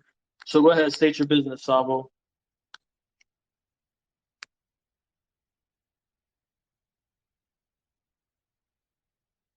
All right, go ahead and unmute your mic. Hello? Yep, you're on. All right, so what's good? All right. So a lot of people have come on here, said a bunch of shit, right? I'm always seeing you around Twitter and stuff, and and so listen, a lot of the people you have all these disagreements with and all this shit about organizing, about what patriotism and all this shit, like, in the end of the day, the criticisms you make of these people are like a lot of, at least for me, it looks like a lot of the same shit that you're kind of doing. Like, you're saying like that chick that was on earlier, right? You were saying she's just making this small group of doing her own thing and stuff. To me, it seems like your group is just like making fun of people, yelling at people, and doing whatever on your own thing. It's not anything different at all. Okay. It's all but the difference is that we're growing pretty big compared to them. So that's a big difference. Okay. All right. So I could imagine, like, let's say 5 years from now, you might have like 50K followers or something. You think you're gonna 5 years from now? I got 50K in 5 years. I mean, check again. Go ahead, keep going. There's a limit to the amount of people the type of shit you're saying appeals to. Like, I don't think so. If I'm a Marxist Leninist, I don't believe there's a limit. I think there's so much potential for this. It's unlimited potential. That's what I believe. Marxism, Leninism has mass appeal, and it definitely could. You're appealing to just like a focus group, the type of people that like to listen to the type of shit you say, that like to listen. Yeah, I think my style resonates with more people than yours. All right, like, I don't think I'm that too different. Like, I'm not saying like, oh, you're. Yeah, but what I'm saying is that, yeah, you're right. I'm just one personality. Not everybody resonates with my personality. But there's also a lot of people who can see through the personality and take the meat and potatoes from it, who also have different personalities from me. And I inspire those people to do their own thing. And that's how you do it. You get all sorts of personalities for all sorts of different people for a common unifying vision of reinvigorating Marxism, Leninism in the age of multipolarity. So I don't see what you're trying to say. Like, okay, Haas, you're a finite person. You just had that guy from Jamaica on, and he's got, certainly, I'm sure he's a communist too. Like, he is. No, that's either a federal infiltrator or an anarchist at best. That's a guy who threatened to shoot up someone's meeting. That's not a serious person whatsoever. Too. What's that? You said all sorts of shit like that too. Like, hell no, I haven't. I have never said anything like that. Said it was in a video. I've never. Or something. Okay, I've never said any shit like that ever. I've never said any crazy shit. That's absolutely fucking crazy. I mean, The only people who say that shit are government the agents. shit he was saying, he was just talking shit. Anyways, but He was talking some shit that a federal infiltrator would say. Definitely. he was just talking shit to you because you pissed him off. But anyways, what I'm saying is that, like, yeah, I understand the type of shit you're trying to say. Like, I live in Texas. Right? Everyone I know is, I got no Texan as fuck people, and I know people who would definitely prefer the type of shit you're saying to like some like trans person or some other like that. But like the majority of those kind of people, they think communists are morons. Like they think you're naive and they think it's a joke. Like there's a limit to the amount of people like. I don't blame them. I don't blame them based on the people that they talk to. I really don't blame them. But I just think whenever I talk to those people and show them through it my lens, they seem to be a lot more sympathetic to the communism thing. So I think I don't blame. I think no one's to blame for that, but communists themselves. Like, have you ever managed to like convince like some older like white like maybe southern type person that like Xi Jinping is actually good? Like you're getting people to believe that? Not southerner because I don't live in the South, but yes, I have. Yeah. Well, shit. I I can't say that I completely believe you, but shit, like Yeah, it's not hard when you show them that it's not hard when you translate it into language that they actually understand. And the way in which Xi is fighting the deep state and he's fighting the global agenda by the global capitalist class, it's not really hard to illustrate that whatsoever. It's just so-called communists feel like using very exclusionary language that most people don't even know what the fuck you're talking about. all right. So people there's like I'm living in Texas, right?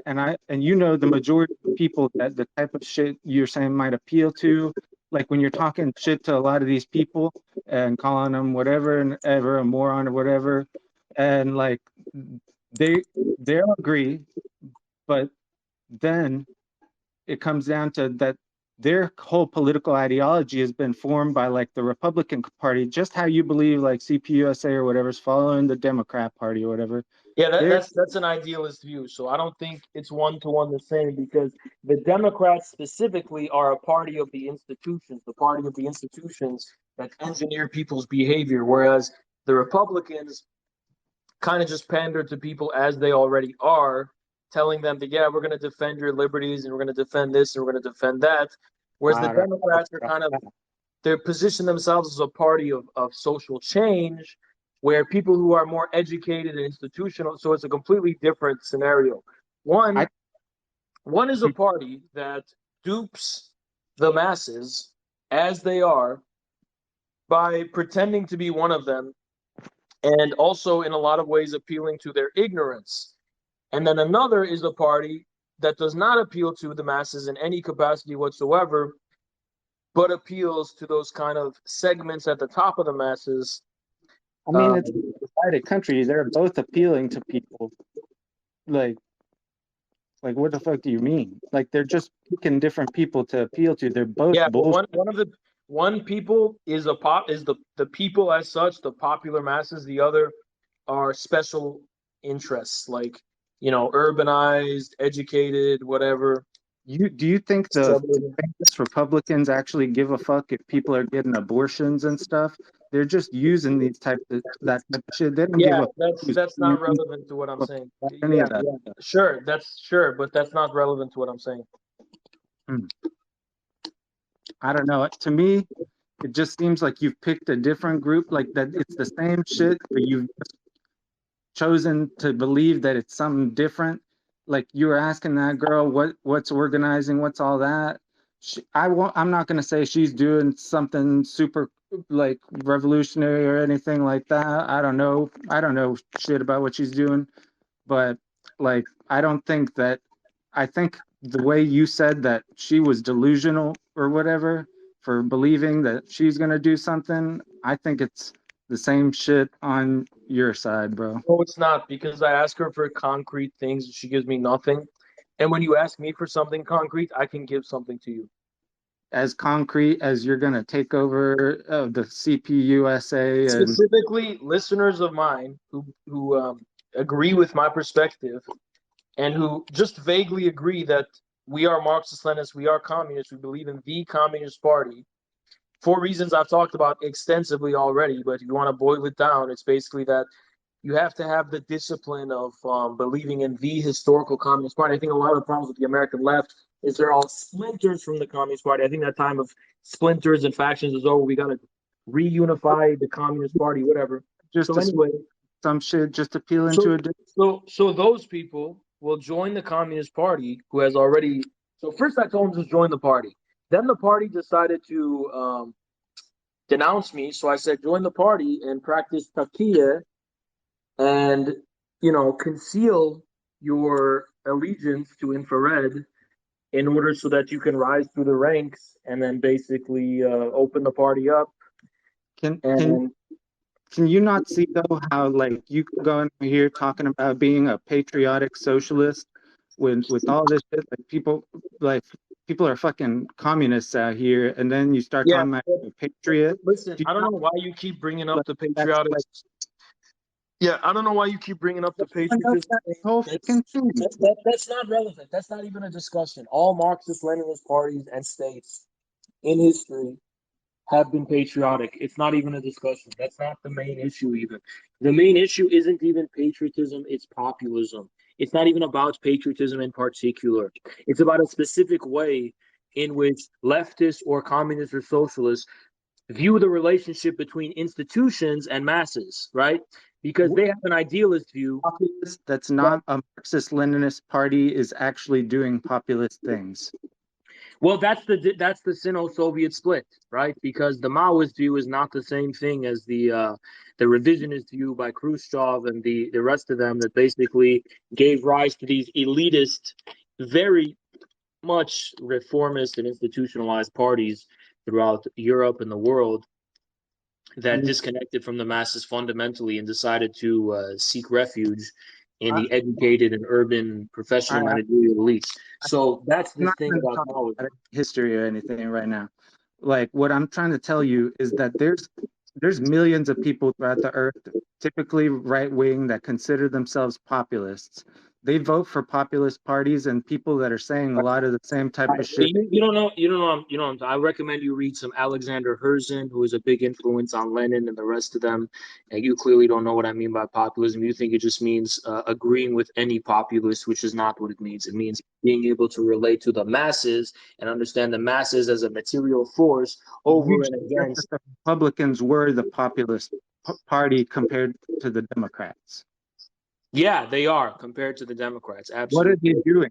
What is the populism? All that means is that they are able to direct the people's raw and authentic frustrations with institutions. Yeah, they're duping them, but those frustrations are authentic and very real, right? Yeah, the Republicans are duping them and misleading them, but they're the only people addressing that discontent. Right? Leftists are calling them all fascists, calling them all this, calling them all that. Like a Bernie Sanders type shit too? Bernie was a complete failure, but I guess, yeah, in 2016 or 2015, I guess he was about that angle to some extent. But I agree that he was a failure, but like with all these Republicans and shit. Yeah, Bernie was getting a lot of the people that, had discontent as well. And not just the young people. So that was a thing. But anyway, we're going to bring on the next person because... All right. Peace. Yeah. Okay. So I have 138 people requesting to speak, and I can only see 2 of them, right? So I need a co-host. Let me see who I can bring on as a co-host that I could see viewing this shit right now. Let me see. We got 844 other listeners. Only the top 500 can be shown. Clearly see the problem with that. I'm going to bring on Talon. So Talon, I'm going to invite you to co-host. You don't have to talk, but if you could bring people in, that would be really helpful. So I invited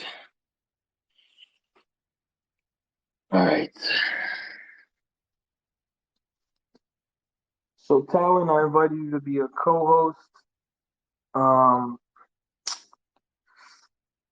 See if we can get this going.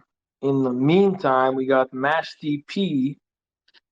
So let's add them as a speaker. What's going on, Mash DP?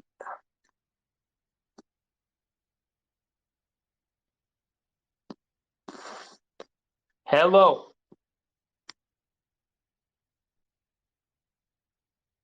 All right, let's get him out of here. This dude clearly has got some microphone issues. So, Talon, bring on the people you find most interesting. I'm gonna trust your judgment. Preferably the bigger accounts. Blue check marks are especially what we're looking for here. Hostile people, people who got beef with me, who got a problem, basically. Bro, I think they blocked me too because I'm only seeing one request. Damn. Yeah, they block all of us, huh? Okay. They're scared. Okay. So we're gonna bring on Shitbrain. And I hope I don't regret this because this is the only person requesting that I could see. So, Shitbrain, what is your specific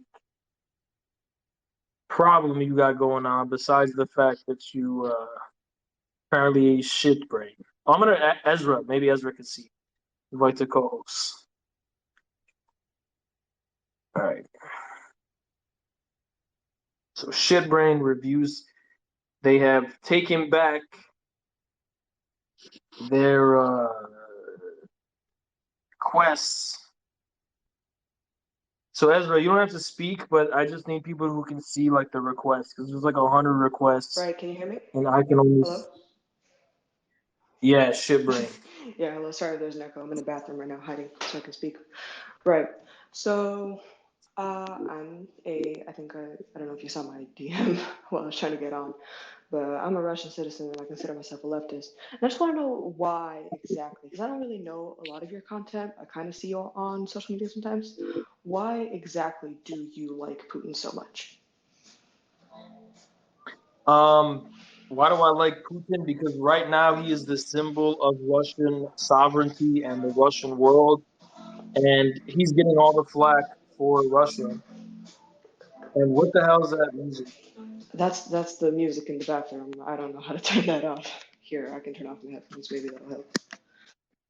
All right, can you hear me now? I say Putin is good because people who attack Putin, they're just using it as an excuse to attack the Russian people as a whole. And I say he's good. I defend Putin because he's a symbol of Russia and the Russian people. Yeah, it's pretty much. I mean, people are using him to attack the Russian people, sure, some of them, but he's not really a symbol of us. He's a symbol of, the old world, of the oligarchs. He doesn't represent us normal people at all.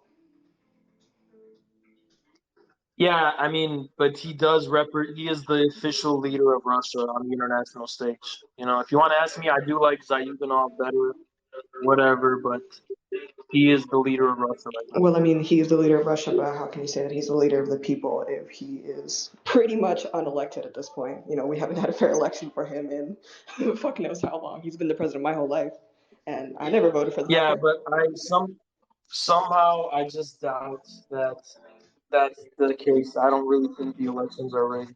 I just don't.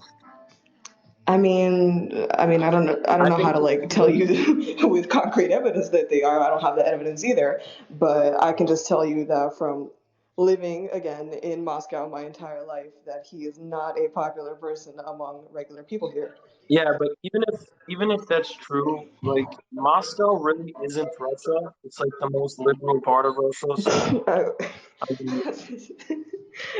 Okay, all right. Well, what do you consider a real part of Russia then? Like not just Moscow. I think that's like the most urbanized liberal place in Russia. Even in Moscow, I think the majority of people are behind Putin, especially right now. It's just that like you are probably gonna find the most anti-Putin sentiment. Well, probably not the most, but a big amount of it probably is gonna be in places like Moscow. Because it's the most liberal and globalized part of I Russia. don't think you have to be liberal or globalized to just realize that he's not really a good person for not only the people in Moscow, but the rest of, real Russia, if you want to call it that, like, let's say. But I don't think those people. I don't think I don't think those. See, I think when those people got a problem with Putin, they have a problem with him from the Zyuganov or Zhirinovsky perspective, but they're not coming at it from like this liberal democratic perspective. What would be the difference between those two, in your eyes?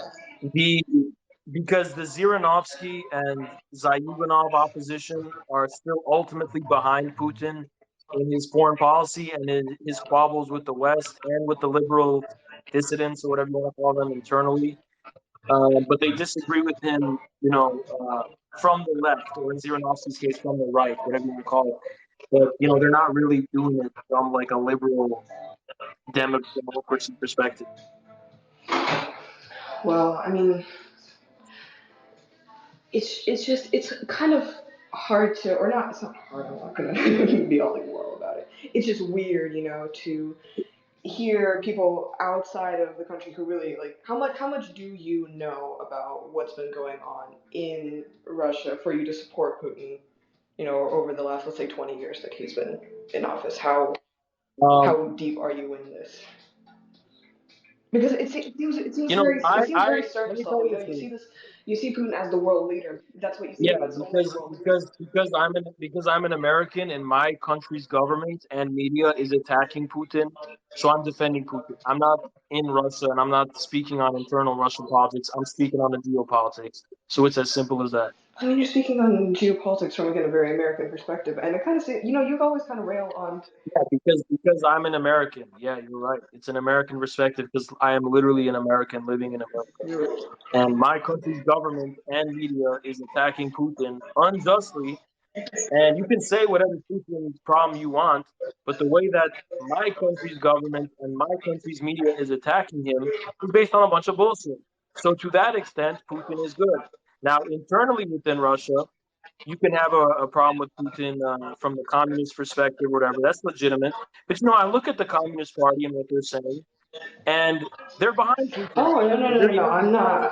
I'm Putin. not here to defend the Communist Party at all. Listen to me. All the parties here are just as corrupt as Putin. There's not really any good politics in Russia left. But Well, I don't know what to tell you because I am a communist. I'm a capital C communist, and the Communist Party of the Russian Federation is going to be the most authoritative voice in Russia as far as I'm concerned.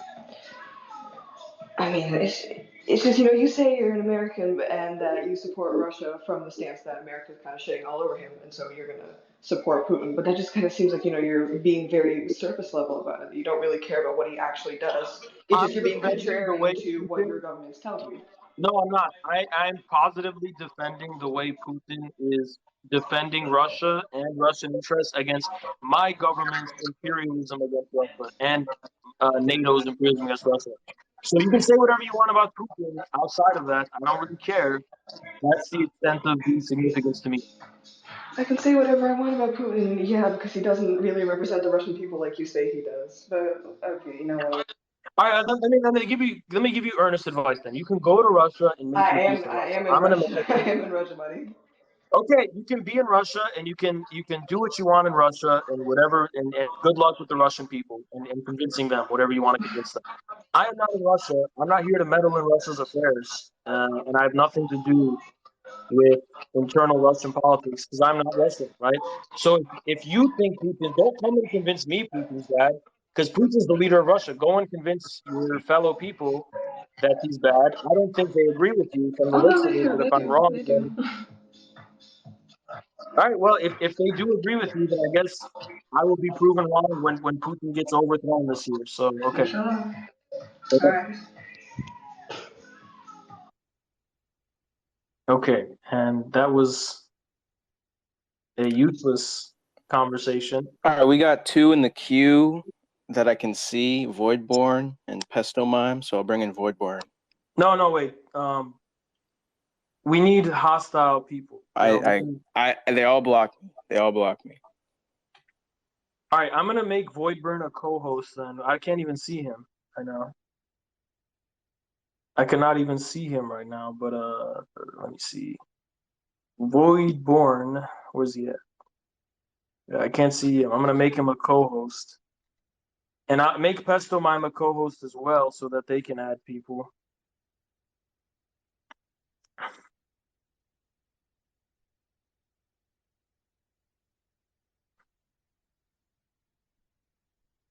I just added them as speakers so you can add them.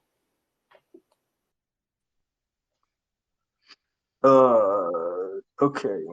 So Voidburn, I'm gonna add you as a co-host, and I'm gonna add Pesto Mime as a co-host.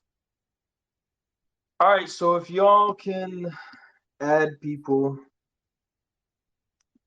in the queue, but we're gonna wrap this up pretty soon, like probably 10 minutes, 20 minutes. I don't know. We're not gonna be doing this for that much longer. All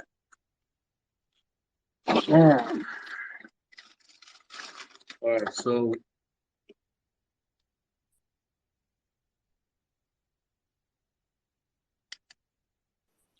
can they be co-hosts or can there only be one co-host? I invited they should be able to. I just don't think they were able to accept it. All right, well, look. We're gonna have to go ahead and give some closing remarks because it is getting late. So I'm gonna give the closing remarks. The CPUSA has fallen off. I'm trying to revive the party, and I'm single-handedly responsible for new interest in the party. They are parasitically thriving off of negativity toward me. Once that runs out, they're gonna have nothing left, and it's pathetic. The Communist Party of Louisiana is full of a bunch of Ted Bundy, green-haired monsters, spaghetti monster motherfuckers, and that should be looked into because it's genuinely of concern, right? And also, first few things, right? Free Pesto Mime, shout out Pesto Mime.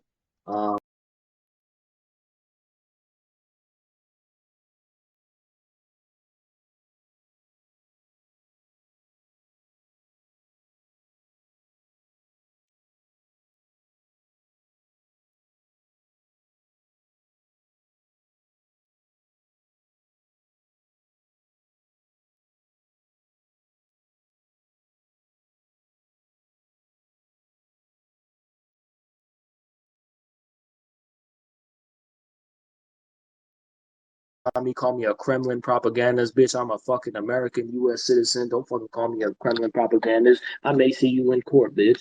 And then, gotta say, shout out to CPI. They had nothing to do with the CPUSA stuff, but they got wrangled into it, and I apologize. This is all because of me, And yeah, all the people who talk shit to me today, hope you learned your lesson. You look so fucking stupid and ridiculous.